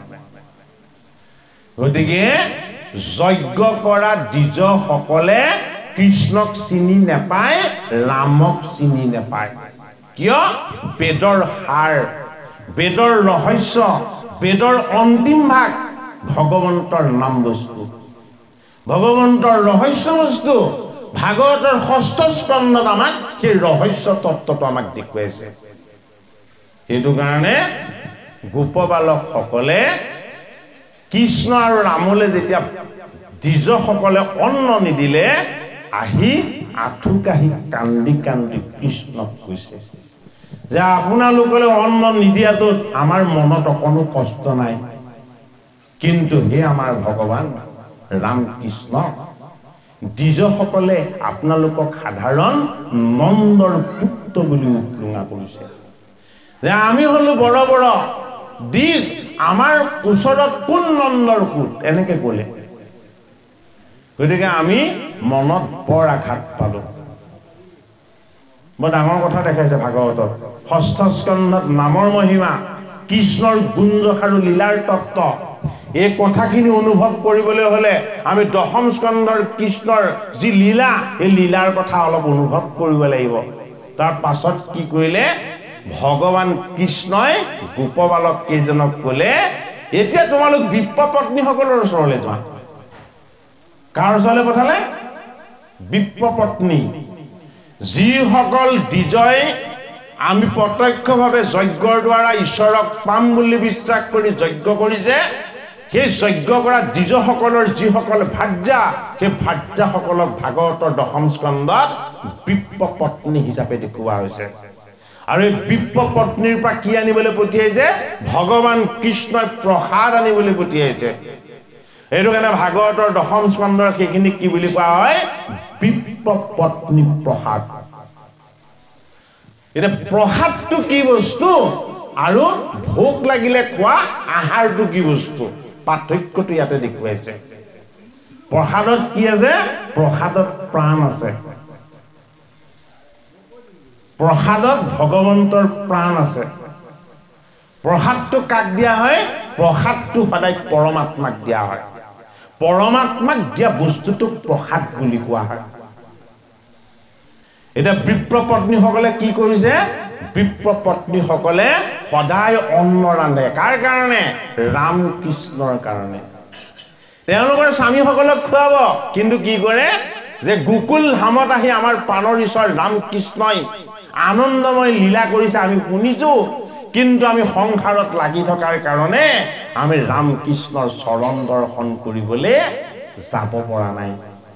আমি গৃহত থাকিয়েই এই পৰমেশ্বৰ ৰাম আৰু কৃষ্ণৰ আমি চৰণ সদায় উপাসনা কৰো, আৰু আমি যি অন্ন প্ৰস্তুত কৰো এই অন্ন সদায় কাক অৰ্পণ কৰো? ৰাম কৃষ্ণক অৰ্পণ কৰো। ৰাম কৃষ্ণই কেনেকে জানিলে? কাৰণ ৰাম কৃষ্ণ তেওঁলোকৰ প্ৰাণত থকা আত্মা, য'তেই নাথাকক কিয় তেওঁ অন্তৰ্যামী। এইটো কাৰণে বিপ্ৰপত্নীসকলৰ ওচৰলৈ যেতিয়া অন্ন আনিবৰ কাৰণে পঠালে, গোপবালকসকলে যেতিয়া বিপ্ৰপত্নীসকলক অতি ভক্তিভাৱেৰে আঁঠু কাঢ়ি তেওঁলোকক ক'লে যে আমাৰ ঈশ্বৰ ৰাম কৃষ্ণই আপোনালোকৰ ওচৰৰ পৰা অন্ন নিবৰ কাৰণে পঠাইছে। এতিয়া বিপ্ৰপত্নীসকল কি হ'ল? বিপ্ৰপত্নীসকল খন্তেক সময়ৰ কাৰণে পস্তৰ মূৰ্তিৰ নিচিনা হৈ গ'ল। কি হৈ গ'ল?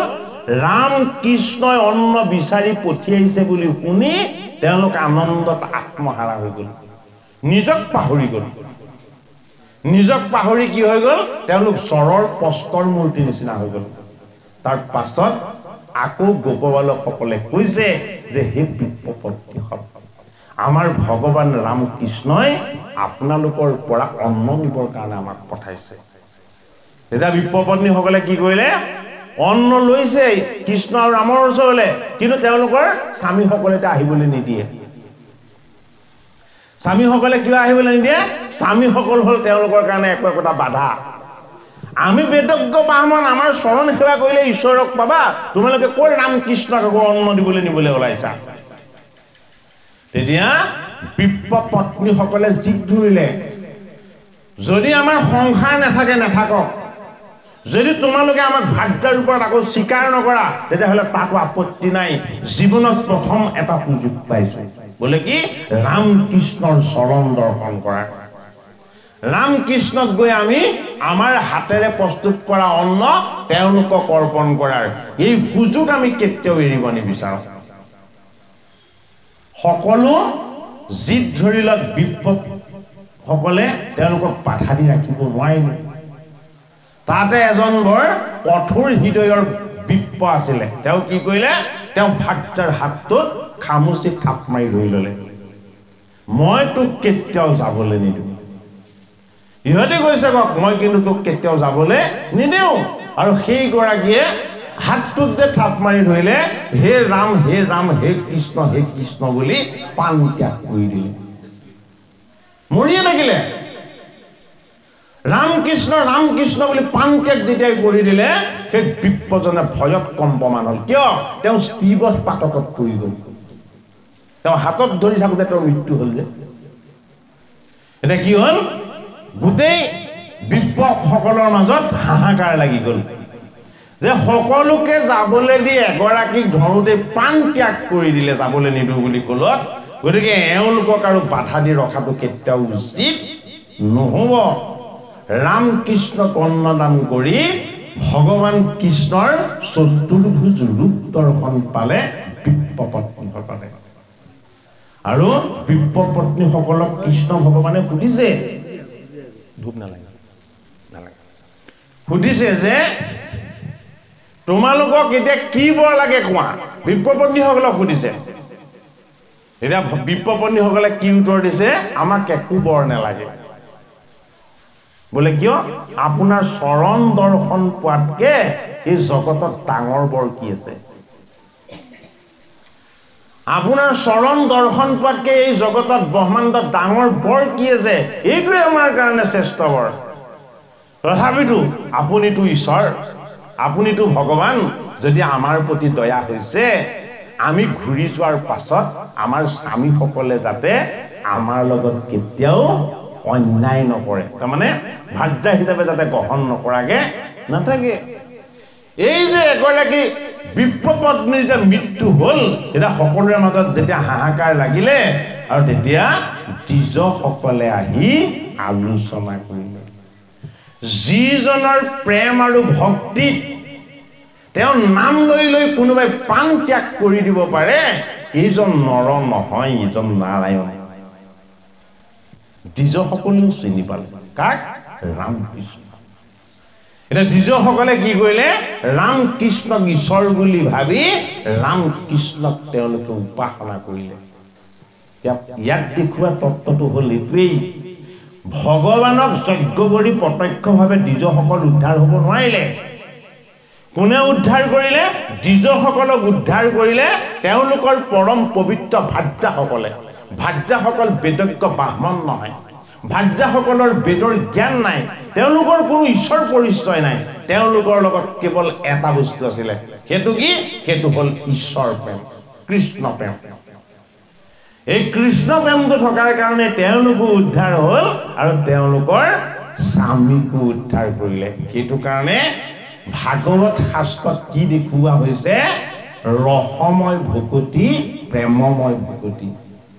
এই ৰসময় ভকতিটো যদি আমাৰ হৃদয়ত আমি জাগ্ৰত কৰি ল'ব নোৱাৰো, তেতিয়াহ'লে আমি এই জীৱনত গীতা ভাগৱত শুনিলেও আমি গীতা ভাগৱতৰ পৰা যিটো আমি আশীৰ্বাদ পাব লাগে, এই আশীৰ্বাদটোৰ পৰা আমি বঞ্চিত হওঁ। গীতা ভাগৱত শ্ৰৱণ কীৰ্তন কৰি আমাৰ হৃদয়ত কৃষ্ণ প্ৰেম গভীৰ হ'ব লাগিব। যম ৰজাই যমদূত তিনিজনক কি কথাকে কৈছে? কি বুলি কৈছে? যে ভগৱানৰ নাম লোৱাৰ লগে লগেই হৃদয়লৈ প্ৰেম ভাৱ আহে আৰু কি আহে চকুলে চকু পানী আহে আৰু দেহাটো কি হৈ যায় দেহাটো ৰোমাঞ্চিত হৈ যায় কাৰ হয় বৈষ্ণৱসকলৰ হয় যমদূত তিনিজনে তেতিয়াহে অনুভৱ কৰিব পাৰিছে যে তেওঁলোকে আচলতে যিজনক পাপী বুলি তেওঁ জীৱটোক আনিবলৈ গৈছিলে সেইজন পাপী নহয় পুণ্যৰ গৰাকী হ'ল কেনেকে ভগৱানৰ নাম বস্তু শ্ৰৱণ কীৰ্তন কৰাৰ কাৰণে নাৰায়ণ নামটো তেওঁ কীৰ্তন কৰাৰ কাৰণে কি হ'ল আগৰ জন্মৰ সমস্ত পাপৰ পৰা মুক্ত হ'ল এই জন্মত তেওঁ বেচাবৃত্তিত থাকিও যি পাপ কৰিছিলে সেই পাপবিলাকো সমুলঞ্চে দূৰ হ'ল আৰু কি হ'ল নাৰায়ণ নাৰায়ণ বুলি বহুতবাৰ মতাৰ কাৰণে তেওঁ কায় বাক্য আৰু মন এই গোটেইকেইটা বস্তু পবিত্ৰ হৈ গ'ল গতিকে আমিও এইটো বিশ্বাস কৰিব পাৰিব লাগিব যে ভগৱানৰ নাম গুণ যশ শ্ৰৱণ কীৰ্তন কৰাৰ পাছত আমাৰ লগত আগৰ জন্মৰ সঞ্চিত পাপ আৰু এই জন্মৰ পাপ অকণো কেতিয়াও থাকিব নোৱাৰিব হে ৰাম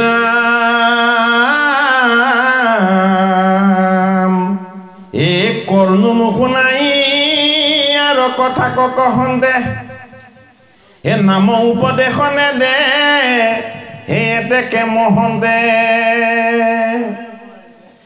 হে কৃষ্ণ হেন ঈশ্বৰক কিঞ্চিতো নজানে হে মন্ত্ৰ তন্ত্ৰ কৰ্ম মহত বুলি মানে হে অস্ফুট কঠিন মন্ত্ৰ দুষ্কৰ কৰ্ম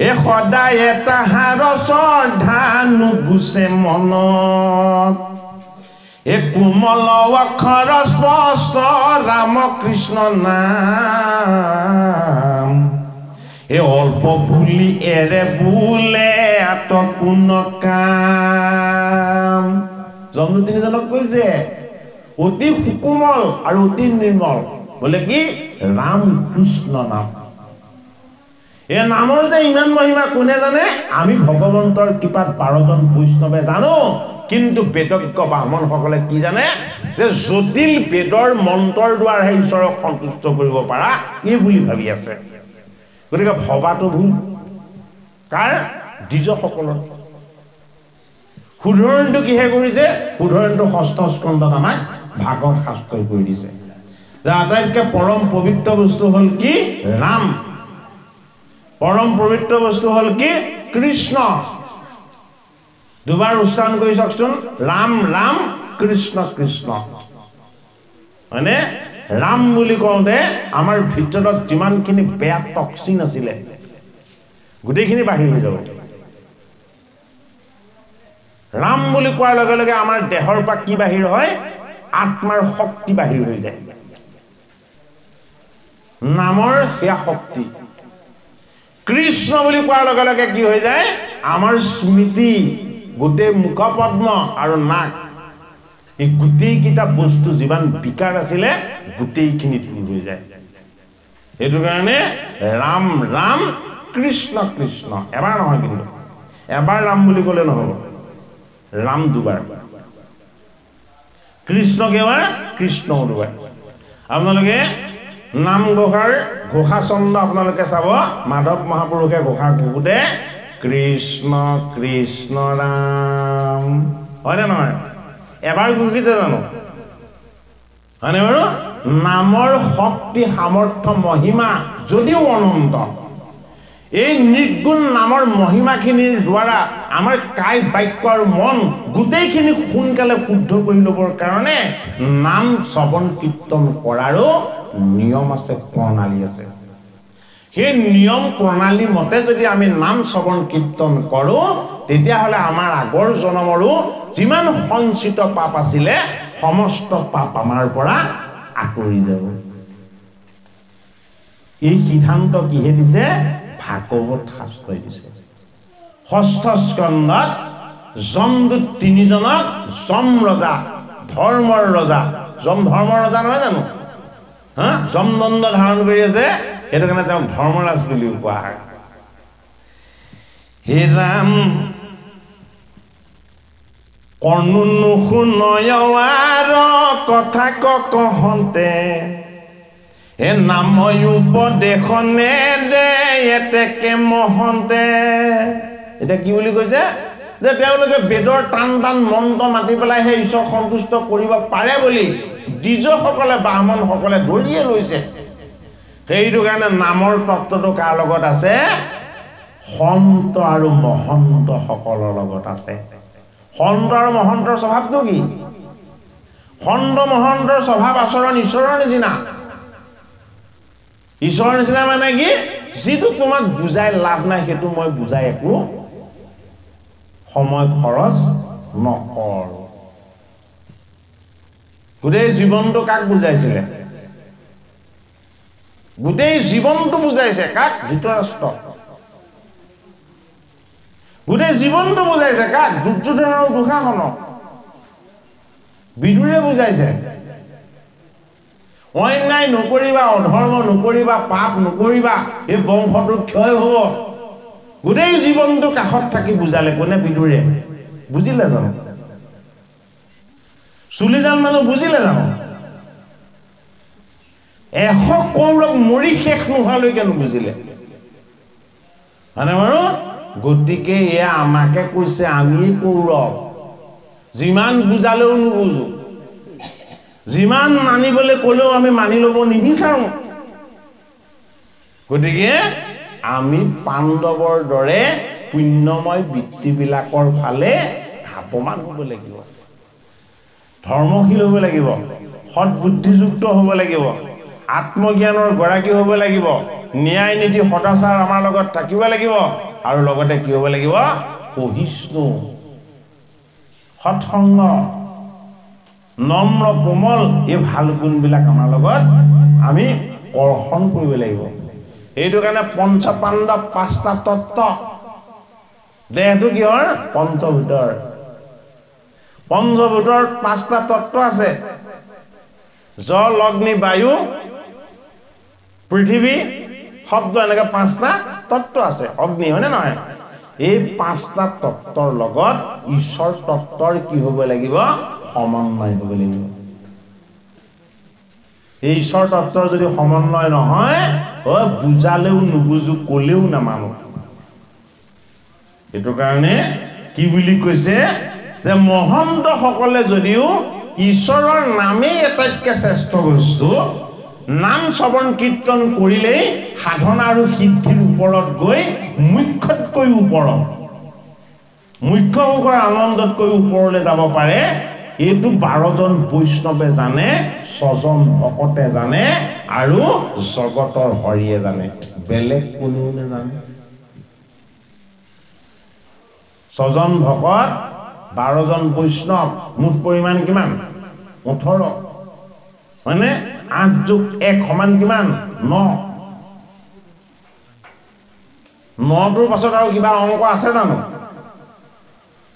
1ৰ পৰা 9ৰ ভিতৰত 9টাই অংক। 10 নম্বৰ অংক শূন্যটো। যদি সোঁফালে বহে 10 গুণ হ'ব, যদি বাওঁফালে বহে থকা নথকা একো পাৰ্থক্য নাথাকিব।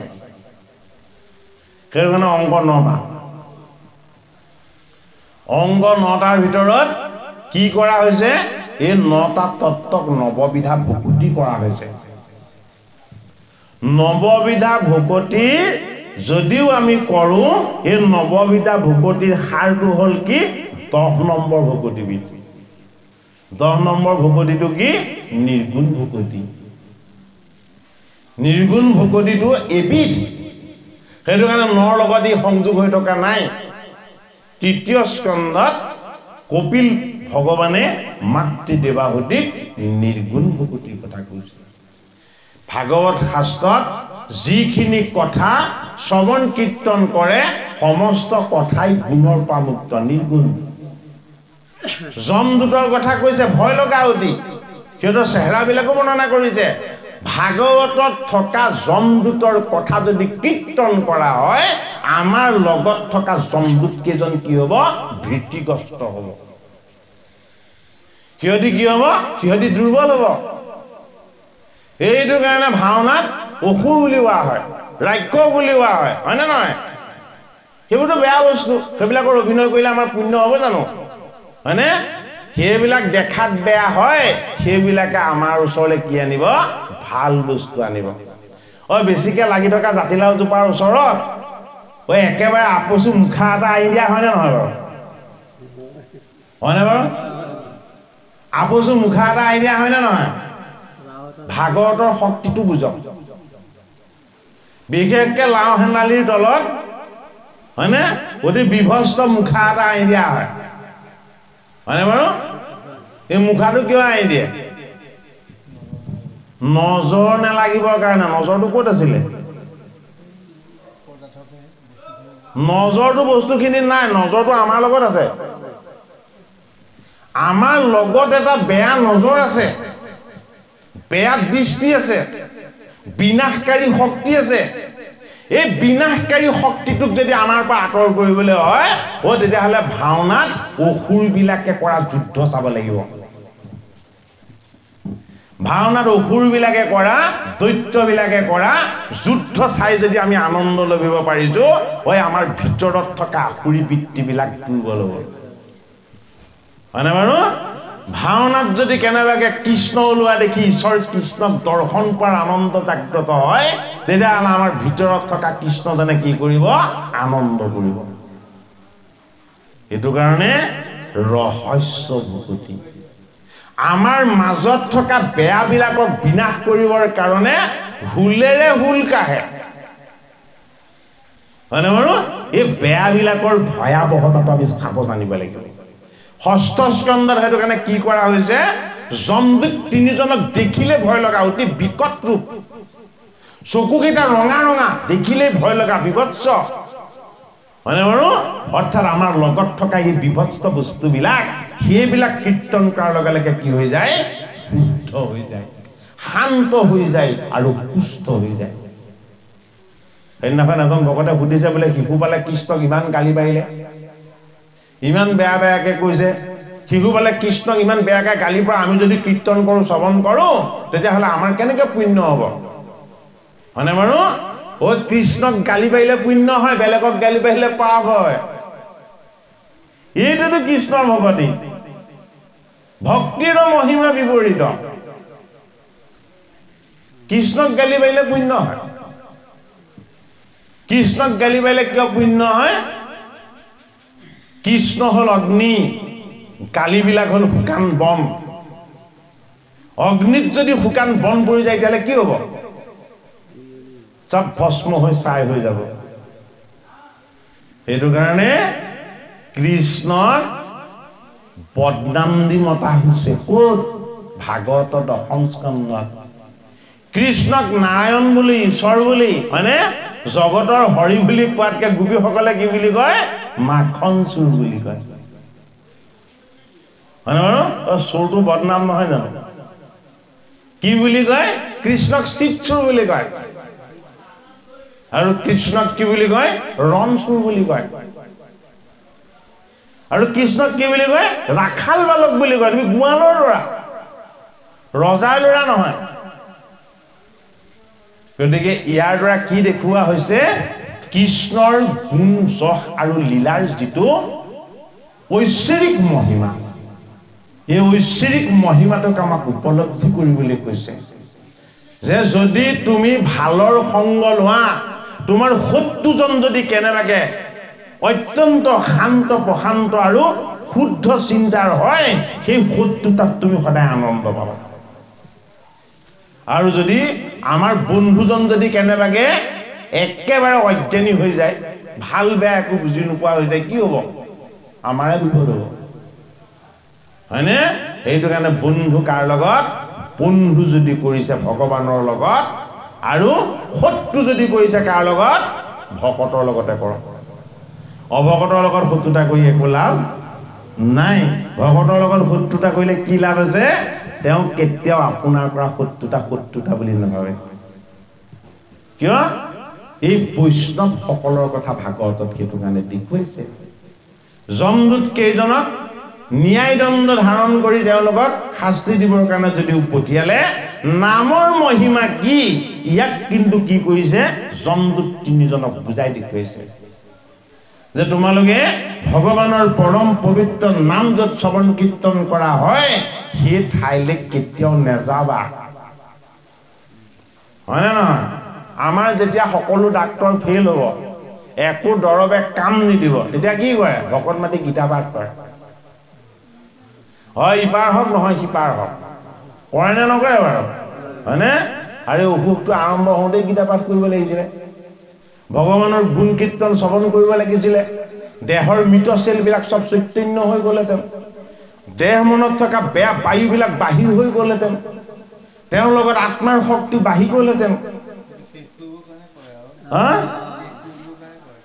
হয়নে বাৰু সেইটো কাৰণে সজ্ঞানে বা অজ্ঞানে কৃষ্ণৰ নাম আমাৰ শ্ৰৱণ কীৰ্তন হ'ব লাগিব কলিটো কি কলিটো কল কব্জাৰ যুগ ভাৰত পাকিস্তানৰ যুদ্ধত কিহেৰে যুদ্ধ S-400 সুদৰ্শন 400 হয়নে ব্ৰহ্মস কোনো ধৰণৰ মেনুৱেল সিস্টেমত যুদ্ধ নহল কিহেৰে হল যিমান যুদ্ধ হল কল কব্জা যন্ত্ৰৰে হৈছে হয়নে বাৰু এইটো কি যুগ এইটো কলি যুগ কল কব্জা যন্ত্ৰৰ যুগ হয়নে মোৰ পিতৃকুণ মাতৃকুণ 100 বছৰৰ পাছত আধাৰ কাৰ্ডৰ নম্বৰটো টেলি কৰাৰ লগে লগে ওলাই পৰিব মই বাংলাদেশী অনুপ্ৰৱেশ কৰি আছিলো না অসমৰ বা ভাৰতৰ মই মানুহ আছিলো হয়নে নহয় কল কব্জাৰ যুগ গতিকে 200 বছৰৰ পাছত আৰু তুমি অনুপ্ৰৱেশকাৰী না আমাৰ ইয়াৰ আধাৰ কাৰ্ডৰ নম্বৰ টেলি কৰিলে ওলাই পৰিব গতিকে আমাক এতিয়া কি লাগে আমাক এতিয়া বিজ্ঞানৰ মাজত লুকাই থকা ৰহস্যটো লাগে বিজ্ঞানৰ মাজত লুকাই থকা যেটো ৰহস্য এই ৰহস্যটোৱে হ'ল কি ভগৱন্তৰ নাম গুণ আৰু যশ এই ভগৱন্তৰ নাম গুণ আৰু যশ যদি আমি হৃদয়ঙ্গম কৰি যদি আমি তাক উপলব্ধি কৰি আমি যদি ইয়াক জীৱনত প্ৰয়োগ কৰিবলৈ অনুশীলন কৰোঁ তেতিয়া কি হ'ব ঐ আমাৰ মাজত থকা বেয়া বস্তুবিলাক আঁতৰ হ'ব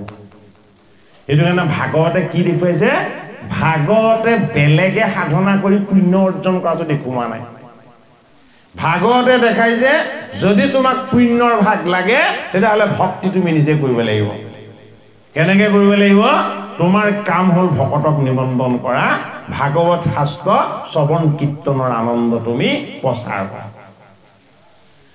ভাগৱতৰ 11 স্কন্ধত উদ্ধৱ মহন্তক প্ৰশ্নৰ উত্তৰত সুধিছিলে উদ্ধৱে যে দক্ষিণা কি উদ্ধৱে প্ৰশ্ন সুধিছে ভাগৱতৰ 11 স্কন্ধত দক্ষিণা কি উদ্ধৱে প্ৰশ্ন সুধিছে যে যজ্ঞ কি কাৰণ 6ষ্ঠ স্কন্ধত যজ্ঞৰ কথা ক'লে নহয় 10ম স্কন্ধত যজ্ঞ কৰি থকা দ্বিজসকলৰ পৰা দ্ৰব্য আনিবলৈ পঠালে নহয় হয়নে বাৰু এতিয়া বেদৰ যজ্ঞবিলাক যে ভুল তাক কেনেকৈ প্ৰমাণ কৰি দেখুৱাব 11 স্কন্ধত দক্ষিণা আৰু যজ্ঞৰ সংজ্ঞা কোনে দিছে ভগৱান কৃষ্ণই দিছে কি বুলি দক্ষিণা কাক বুলি কৈছে যে মোৰ নাম গুণ যশ আৰু ভক্তি যি দান কৰে তাক কোৱা হয় দক্ষিণা গুণময় বস্তু নহয় নিৰ্গুণ বস্তু আৰু যজ্ঞ কাক বুলি কৈছে যে মই এই জগতৰ ঈশ্বৰ এইটোক জানি মোক কেৱল উপাসনা কৰে মোক কেৱল পূজা কৰে মোৰ বাহিৰে কাকো কেতিয়াও বিশ্বাস নকৰে মই এই জগতৰ নিয়ন্তা এনে ধৰণৰ বিশ্বাসেৰে সৈতে জীৱনৰ যিখিনি কৰ্ম কৰা যায় তাক কোৱা হয় যজ্ঞ গতিকে যজ্ঞৰ সংজ্ঞা সলনি হ'ল ক'ত ভাগৱতত দক্ষিণাৰ সংজ্ঞা সলনি হ'ল ক'ত ভাগৱত শাস্ত্ৰত গতিকে আমি এতিয়া কাৰ মতে চলিব লাগিব কলিযুগ কল কব্জা যন্ত্ৰপাতি বিজ্ঞানৰ দ্বাৰা বিজ্ঞানৰ শ্ৰেষ্ঠ তত্ত্ব ৰহস্যৰ দ্বাৰা এই ৰহস্যটো ক'ত আছে এই ৰহস্যটো ভাগৱত শাস্ত্ৰত আছে প্ৰয়োগ কৰি দেখাইছে কেনেকৈ প্ৰয়োগ কৰি দেখাইছে পাণ্ডৱৰ নাদি পৰীক্ষিতে ধৰ্ম নষ্ট কৰিছিল কি ধৰ্ম নষ্ট কৰিছিল পাণ্ডৱসকলে সদায় ঋষিসকলক ঈশ্বৰ জ্ঞান কৰে পাণ্ডৱে ঋষিক কি কৰে চৰণ ধুৱাই চৰণৰ জল কিৰত লয় আৰু ভগৱান বুলি সদায় তেওঁলোকক পূজা কৰে। এই ঋষিসকলক পূজা কৰি কৃষ্ণক সভাসদ কৰি লগত থাকিছিলে। পাণ্ডৱৰ লগত কৃষ্ণ কিয় থাকে? পাণ্ডৱে ব্ৰাহ্মণ ঋষি সকলোকে ঈশ্বৰ জ্ঞান কৰি তেওঁলোকৰ চৰণৰ আশীৰ্বাদ লয় আৰু কৃষ্ণই সেইটো বিচাৰে যে মোক সেৱা কৰিব নালাগে, বোলে কাক সেৱা কৰা? মোক তপ ব্ৰত যজ্ঞ মন্ত্ৰৰ সৈতে যি মোক সদায় পূজা কৰি আছে সেই ঋষিসকলক সেৱা কৰা। এতিয়া পাণ্ডৱে ঋষিসকলক সেৱা কৰি আশীৰ্বাদ লৈছিলে, সেইটো কাৰণে কৃষ্ণ কি হৈ থাকে? সদায় পাণ্ডৱৰ সভাসদ হৈ থাকে। পাণ্ডৱক এৰি কৃষ্ণ নাথাকে। পাণ্ডৱৰ নাতি পৰীক্ষিতে কি কৰিলে? তেনেজন ঋষিক গৈ কটু বাক্য প্ৰয়োগ কৰিলে, বেয়াকে গালি পাৰিছে। তেনেজন ঋষিৰ গলত মৰা সাপ মেৰিয়াইছে। কিয় এইবিলাক কৰিছে? পাণ্ডৱেতো ঋষিক সেৱা কৰিছিলে। পাণ্ডৱৰ নাতিয়ে ঋষিক কটু বাক্য প্ৰয়োগ কৰিছে আৰু গলত মৰা সাপ মেৰিয়াই দেহৰ সুচিতা নষ্ট কৰিছে। কিয় কৰিছে? কালৰ প্ৰভাৱ, সময়ৰ প্ৰভাৱ। পাণ্ডৱসকলে যি পুণ্য অৰ্জন কৰিছিল, পৰীক্ষিতে এতিয়া তাতকে বেছি পুণ্য অৰ্জন কৰিব লাগিব। এতিয়া পুণ্যটো অৰ্জন কৰিবলৈ কেনেকে পাব? পৰীক্ষিতৰ লগত পাণ্ডৱসকলে কৰা সঞ্চিত পুণ্য আছে। এই সঞ্চিত পুণ্যখিনিক যদি ক্ষয় কৰি লোৱা নহয়, তেতিয়াহ'লে পৰীক্ষিতে ভাগৱত শুনিবলৈ নাপাব। কিয় নাপাব? ভৰা কলহ এটাত যদি পানী বাকি থাকো কি হ'ব? বাগৰি গৈ থাকিব। পানী ভৰাবলৈ হ'লে কলহটো কি কৰিব লাগিব? খালী কৰি ল'ব লাগিব। যদি খালী কৰি লোৱা নাযায় তেতিয়াহ'লে পানীখিনি তাত আমি থব নোৱাৰিম। পুণ্যৰ পাত্ৰটোকে খালী কৰি পেলালে কোনে? পৰীক্ষিতে। ঋষিক কটু বাক্য প্ৰয়োগ কৰিলে, পাপ অৰ্জন হ'ল বাক্যৰ দ্বাৰা। ঋষিৰ কলত মৰা সাপ মেৰিয়ালে, ঋষিৰ সুচিতা নষ্ট কৰি আকৌ পাপ অৰ্জন কৰিছিলে। গতিকে ককাকহঁতে যিমান পুণ্য সঞ্চয় কৰিছিল, দুটা ভুলত চব পুণ্য শেষ। পৰীক্ষিতে আহি ঘৰত বহি ভাবিছে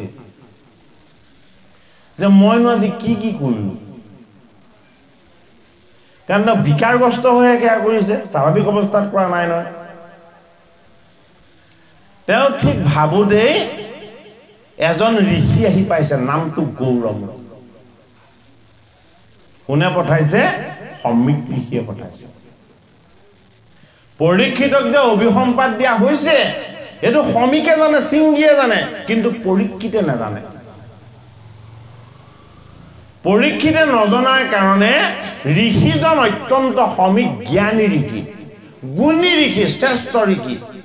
তেওঁ ব্ৰহ্ম আনন্দত লীন গৈ আছিলে আৰু তেওঁ পুত্ৰ সিংহীক ককৰ্থনা কৰিছে, তুমি বৰ ডাঙৰ পাপ কৰিলা। ঋষিৰ কুলত তুমি যিটো পাপ কৰিলা, এই পাপ কোনোদিন খণ্ডন নহয়। অনুচন পাপ তুমি কৰিলা। কেনেকে কৰিলা? তুমি বৈষ্ণৱ ৰজা পৰীক্ষিতক অভিশাপ দিলা। বৈষ্ণৱক অভিসম্পাদ দিয়াতকে ডাঙৰ পাপ নাই। কোনে জানে? সমীকে জানে। নেজানে কোনে? নেজানে সিংহী মুনিয়ে, তেওঁ পুত্ৰ। এতিয়া পুত্ৰটো সৰু সিংহী, বয়স বেছি হোৱা নাছিলে, নাজানিলে। সমীকে জানে, তেওঁ বয়স আৰু সাধনাত পৰিণত হৈছে। সেইটো কাৰণে সমীক ঋষিয়ে ভাবিলে মোৰ পুত্ৰৰ পাপ আৰু আমাৰ ঋষিসকলৰ পাপ অলপ হলেও খণ্ডন হব। কেনেকে খণ্ডন হব?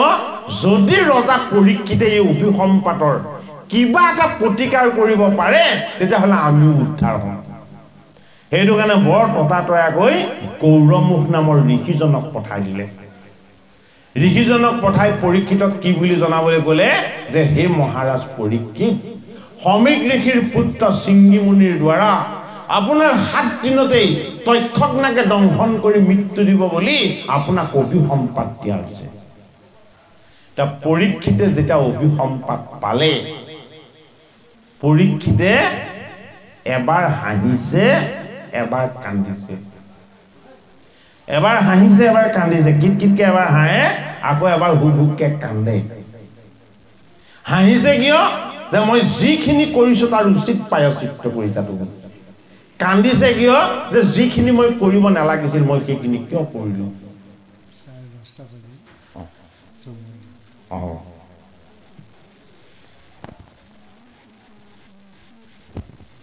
গতিকে মই এইটো কি ভুল কৰিলো যে দুটা সংঘাত আহি গৈছে গতিকে এই সংঘাতত পৰি পাণ্ডৱৰ নাতি পৰীক্ষিতে কি কৰিলে পৰীক্ষিতে ৰজাৰ মুকুটটো তেওঁৰ পুত্ৰ জন্মেজয়ক পিন্ধালে যে যিখন হাতেৰে মই ঋষিৰ গলত মৰা সাপ মেৰিছিলো এই দুখন হাত মোৰ জড় হৈ যাব এই দুখন হাত চৈতন্য হৈ থাকিলে মোৰ দ্বাৰা আৰু পাপ হ'ব যি দুখন ভৰিৰে সৈতে গৈ মই ঋষিৰ আশ্ৰমত মই ঋষিক কটু বাক্য প্ৰয়োগ কৰিছিলো এই ভৰি দুখন কি হৈ যাওক জড় হৈ যাওক যিটো মূৰেৰে সৈতে মই ঋষিক অশুদ্ধ কৰাৰ কথা চিন্তা কৰিছিলো এই মস্তিষ্ক শূন্য হৈ যাওক স্মৃতি বিভ্ৰম হৈ যাওক স্মৃতি নাইকিয়া হৈ যাওক ভক্তিৰ মহিমা বিপৰীত পৰীক্ষিতে বিচাৰিছিলে হাতলে জড়তা কৃষ্ণই আনি দিলে তেওঁৰ হাতত চৈতন্য শক্তি পৰীক্ষিতে বিচাৰিছিলে স্মৃতি বিভ্ৰম হওক আৰু কৃষ্ণই আনি দিলে তেওঁ কিমান পুণ্যৰ ভাগ পাব পাৰিব সেই সাধনাৰ বল আৰু যিখন ভৰিৰে তেওঁ ঋষিৰ গলত মৰা সাপ মেৰিয়াবলৈ গৈছিল সেই দুখন ভৰিৰে তেওঁক লৈ যোৱা হল কলৈ গংগাৰ পাৰলৈ গংগা মানে ভক্তি গংগা মানে জ্ঞান ভক্তি আৰু বৈৰাগ্যৰ ত্ৰিবেণী সংগম এই ভক্তিৰূপী গংগাৰ পাৰত শুকৰ মুখপদ্মে যেতিয়া পৰীক্ষিতে ভাগৱত শুনাৰ সুযোগ আৰু সুবিধাটো পালে পৰীক্ষিতৰ ব্ৰহ্মজ্ঞান লাভ হল মৃত্যুৰ ভয় দূৰ হল যিমান পাপ কৰিছিলে সকলো পাপৰ পৰা তেওঁ মুক্ত হল উদ্ধাৰ হল পৰীক্ষিতৰ বংশ আৰু প্ৰচাৰ হল জগতত কি মহাভাগৱত মহাধৰ্ম কাৰ দ্বাৰা পৰীক্ষিতে অৰ্জন কৰা পুণ্যৰ দ্বাৰা কলিৰ পদায়ো সেই পুণ্যৰ ভাগ লাভ কৰিবলৈ সুযোগ পালে ভাগৱত ৰহস্যময় আনন্দময় ভগৱন্তৰ গুণ যশ আৰু লীলাৰ তত্ত্বৰে পৰিপূৰ্ণ এই ভাগৱত কথা যদি জীৱনত কোনো ক্ষণত যদি অকণমান শ্ৰৱণ কীৰ্তন কৰিবলৈ যদি আমাৰ ভাগ্যৰ বলত যদি আমি পাওঁ তেতিয়াহ'লে আমাৰ জীৱন কি হ'ব ঈশ্বৰৰ চৰণৰ ফালে এটুপ আগুৱাব সেইটো কাৰণে ৰহস্যৰ ৰহস্য মুহুৰ নাম কৰ্ম ইয়াকে কহয় মহা ভাগৱত ধৰ্ম এটা মহাভাগৱত ধৰ্মৰ নামৰ মহিমা ভগৱন্তৰ নামৰ লগত থকা মহিমাটো ক'ত দেখুওৱা হৈছে ভাগৱতৰ ষষ্ঠ স্কন্ধত যমদূতৰ লগত যমৰ কথোপকথনৰ দ্বাৰা হে ৰাম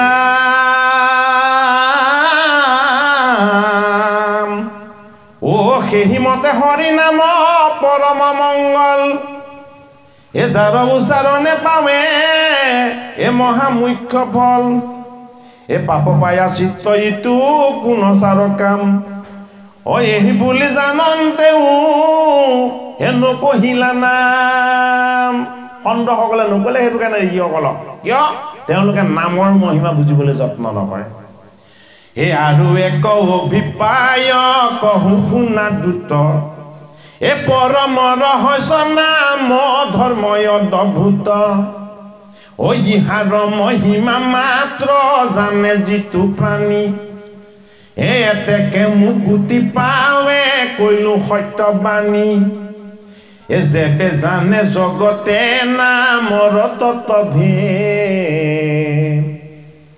এ পাইবে সবে মুখ্য হৈবে সংসাৰ উচ্ছেদ ঐ এহি বুলি নাম ধৰ্ম নকৰি বিদিত এ জানিয়া নখে বিহিলে কপায় চিত্ত কি কৰিলে যমৰাজাই কৈছে যে নাম ল'লে সকলো জীৱ উদ্ধাৰ হৈ ঈশ্বৰৰ ওচৰলৈ গুচি যাব এই সংসাৰ বুলি কোৱা বস্তুটো নাথাকিবই সেইটো কাৰণে ঈশ্বৰৰ ইচ্ছাতে কি কৰিলে জীৱবিলাকক কৰ্মবন্ধনত পেলাই এই সংসাৰ চক্ৰত জগতৰ হৰিয়ে ঘূৰাই থাকিলে কিহৰ দ্বাৰা এই পেটৰ কৰ্ম মাৰ্গৰ দ্বাৰা হে ৰাম আৰু কিছু হেতু আত বুলিবাক পাৰি অজানিল নামক যিটো বেদক বিচাৰি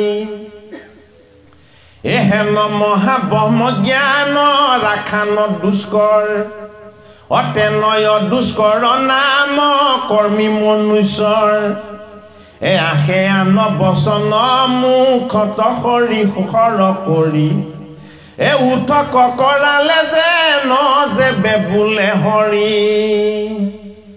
নাহিবে জীৱাত নাম নুহিবে বিশ্বাস কৰ্মক দেখিবে মিছা ব্যৰ্থ হে প্ৰয়াস নাম কৰ্ম এৰি হুইবে পাখণ্ড পৰাই নখণ্ডিল পায় চিত্ৰ এহি অভিপ্ৰায় বোলে মানুহবিলাকক পাখণ্ডৰ দৰে হৈ থাকিবলৈকে বেদে পায়চিত্ৰৰ ব্যৱস্থাটো হৰিনাম নাৰাখি কৰ্মকাণ্ড ৰাখিছে কোনে কৈছে যমে কৈছে বৈষ্ণৱ যমে কৈছে কাক যমদূত তিনিজন হে ৰামে নাম কৰ্ম এৰি হুইবে পাখণ্ড পৰাই নখণ্ডিল পায়চিত্ৰ এহি অভিপ্ৰায় ৰাখিলন্ত কৰ্ম কাণ্ড অজ্ঞানীৰ পদে কৰ্মী কণেৰিবে গুৰ সংসাৰ আপদে কৰ্মকাণ্ডটো কাৰ কাৰণে ৰাখিলে বুলি কৈছে যমে যমদূত তিনিজনক কৈছে অজ্ঞানীসকলৰ কাৰণে কৰ্মকাণ্ড যিসকল অজ্ঞানী যিসকল মোহমতী যিসকলে ঈশ্বৰৰ নিৰ্গুণ ভক্তিটো নাজানে কৰ্মবন্ধনত যিসকল পৰি থাকিব বিচাৰে সেইসকলৰ কাৰণে কি ৰাখিছে কৰ্মকাণ্ডটো ৰাখিছে বুলি কৈছে ভাগৱত শাস্ত্ৰ উপজি মৰিবে মহা ভুঞ্জিয়া নিকাৰ কোটি কোটি কল্পে নাহি কৰ্মীৰ নিস্তাৰ কোটি কোটি কল্পটো কৰ্মীসকল উদ্ধাৰ হয় কৰ্মী বুলি কাক কোৱা হৈছে যি গুণময় কৰ্ম কৰে ভাগৱত শাস্ত্ৰই যি নিৰ্গুণ হৰিনাম ধৰ্মৰ কথা কৈছে তাক আওকাণ কৰি যি অন্য পূজা পাতল যজ্ঞ আদিবিলাক কৰে হে ৰামে জন্মে জন্মে কৰি আছে পাপৰ পৰ্বত আজোৰন্তে নাম নাখে তাহাৰ মুখত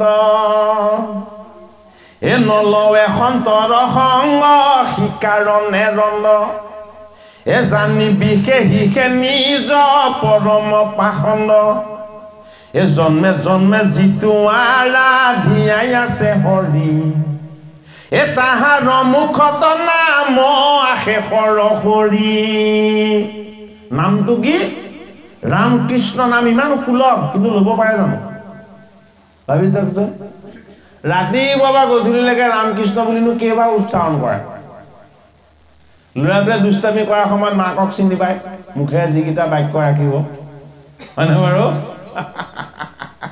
বিয়া পাতি আনোতে ছোৱালীবিলাকৰ মাতটো বৰ সৰু নুফুটেই হয়নে নহয় বাৰু সন্তান 5 বছৰীয়া হোৱালে একেবাৰে বাঁহৰ টকা নিচিনা হৈ যায়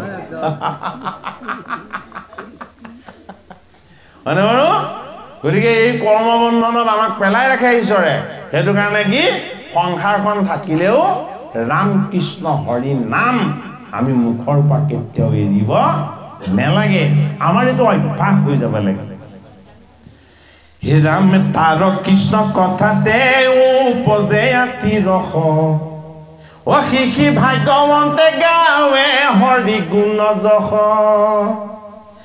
শিখিজনে আনয়ে একো পুণ্য নেলেখে হৰি ভকতক পাইলে পান যে নেদেখে উপজে কৃষ্ণত প্ৰেম চিত্তে ধৰে ৰূপ জীৱন্তে কৃষ্ণক পাৱে কহিলো স্বৰূপ এটা চাৰি সিদ্ধই কাক পাইছিলে মহাপাপী অজামিলকে ঈশ্বৰ দেখিলে কিয় ঈশ্বৰ দেখিলে তেওঁলোকৰ স্বামীৰ নাম ল'লে আকৌ যে আমাৰ স্বামীৰ নাম যি লৈছে আমি সেইজনক ৰক্ষা কৰিম সেইজনক আমি উদ্ধাৰ কৰিম বোলে কিয় আমাৰ স্বামীৰ নাম ললে জীৱৰ লগত একো পাপী থাকিব নোৱাৰে, তেওঁ পুণ্যৰ পাত্ৰ হৈ যায়।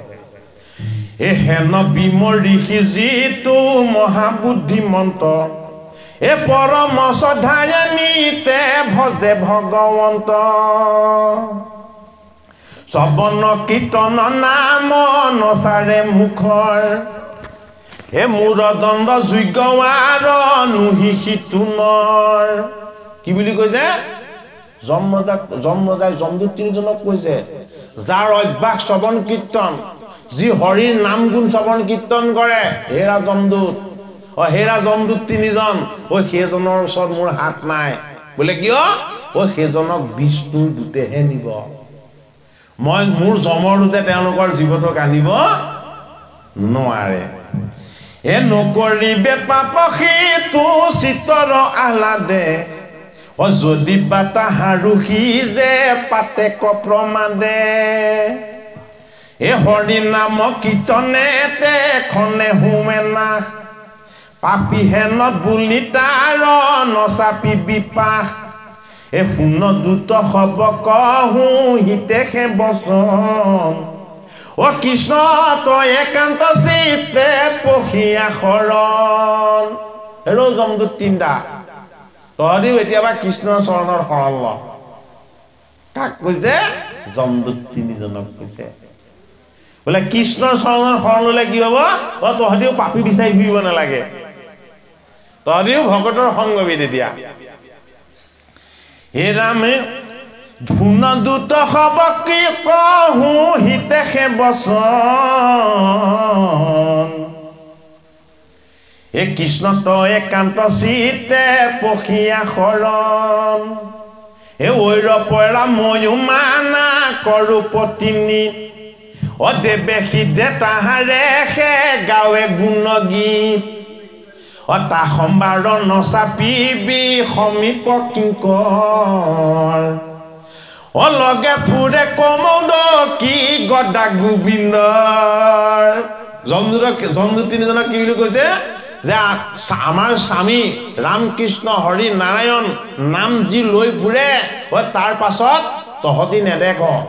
কাক কৈছে? যমদূত তিনিজনক কৈছে। বোলে হৰি কি? হৰি অন্তৰ্যামী। কি কৰে? বোলে তেনে ভকতৰ পাছত তেওঁ হাতত কমৌৰুকী গদা ধাৰণ কৰি থাকে। বোলে কিয়? যি মোৰ নাম লব মই তাৰ পাছত ঘূৰিমেই। বোলে কিয়? মই চব বস্তু ত্যাগ কৰিলেও মোৰ নামৰ সংগ ত্যাগ নকৰো। কোনে ত্যাগ নকৰে? ভগৱন্ত প্ৰভুৱে নামৰ সংগ ত্যাগ নকৰে। কিয়? তোমাত কৰিয়া তজু গুণ নাম চাক। হে ৰাম আসম্বাদ নচাপিবি সমীপ কিংকৰ, এ লগে ফুৰে কমদ কি গদা গোবিন্দৰ। এ পাইলে হাৰ মুণ্ড গুন্দি কৰিবে কোবাই, কৰিলে সেইটো। এ কহিলো স্বৰূপ পাছে মূৰ দুখ নাই, এ কালু কিছু কৰিবে নোৱাৰে অপকাৰ। সিটো ভকতাত নাই মোৰ অধিকাৰ, হেন জানি তাহাঙ্ক দূৰতে পৰি হৰি, আপোনাৰ প্ৰাণ ৰাখি ফুৰিবি আন্তৰি। যমে যমদূত তিনিজনক কলে, কি বুলি কৈছে? যে পৰম প্ৰভুৰ নাম গুণ যি শ্ৰৱণ কীৰ্তন কৰে, হেৰৌ মোৰ কিংকৰ তিনিটা, তালে তহঁতি নেযাবি। বোলে কি হব? তালে গলে মই তহঁতক ৰক্ষা কৰিব এইবাৰ নোৱাৰো, তাত আমাৰ পৰম প্ৰভু কৃষ্ণ বিৰাজমান হৈ থাকে। সেইটো কাৰণে সেই স্থানত তহঁতৰ অধিকাৰ নাই বুলি কৈছে। এ যিটো জনে ফুৰে ৰাম নামক উচাৰি, পাছে পাছে ফুৰে কৃষ্ণে কৰে গদা ধৰি। হে ৰামে যেন ধেনু স্নেহে বাছৰুৰ পাছ লাগে, এ ৰক্ষা কৰি ফুৰন্ত ভিত কয় অনুৰাগে। বিষ্ণুৰ পৰম প্ৰিয় ভকত বান্ধৱ, এ ভকত জনৰ মহা সুহৃদ মাধৱ। তাহাৰ কাছক গইলে হুইবি ৰন্ধ ভণ্ড চকে কাটিতে খনে কৰিবে খণ্ড খণ্ড জানিয়া ফুৰিবি দুতই আপোনাক কমনি যথাত নুশুন হৰি নামে কৰ্ণ ধ্বনি শ্ৰৱণ কীৰ্তন জৈত নাহিকে প্ৰচাৰ সেহি সেথানত দূত কৰিবি সঞ্চাৰ। কলৈ যাব লাগে শিকাই দিলে। য'ত স্বামীৰ নাম শ্ৰৱণ কীৰ্তন নহয়, কৃষ্ণৰ নাম উচ্চাৰণ নহয়, তহঁতি তাত গৈ সোমাবিগে। যিমান শাস্তি দিব লাগে তাত তহঁতি শাস্তি দিবি, কিন্তু পৰম প্ৰভু কৃষ্ণৰ নাম গুণ য'ত শ্ৰৱণ কীৰ্তন হয় তাহলে কিন্তু তহঁতি কেতিয়াও নাযাবি। হে ৰাম শ্ৰৱণ কীৰ্তন জৈতে নাহিকে প্ৰচাৰ সেহি সেথানত দূত কৰিবি সঞ্চাৰ কহিলো হিতয়াত এৰিবো সংশয় আপোনাক ৰাখিয়া ফুৰিবি দূত ছয় কদাচিতো নচাপিবি বৈষ্ণৱৰ পাক মোৰ বাক্য নকৰিলে হৈব সৰ্বনাশ। মোৰ বাক্য নামানিলে কিন্তু সৰ্বনাশ হ'ব। আৰু যম কেইজনক যম ৰজাই কৈছে মই তোমাক দুনাই দেন দহাক আপুনি বৰ্তিবি যে বে ৰাখিবি আমাক বৈষ্ণৱৰ ঠাইক লাগি নকৰিবি গতি এহি বুলি দুটক শিকাই ল প্ৰতি প্ৰতি শুনা সবাসদ পদ মহাভাগৱত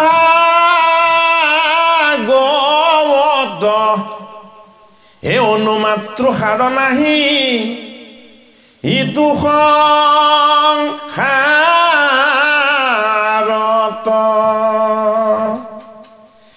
মায়াময় বিষয়ত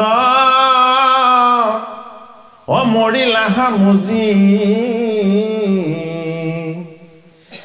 মিছা তগৱালা দিন কৃষ্ণ কনভজি হৰি ভকতিক লাগি কৰিও প্ৰবন্ধ কৃষ্ণ তনু পদে মতি কিনুলো কন্ধ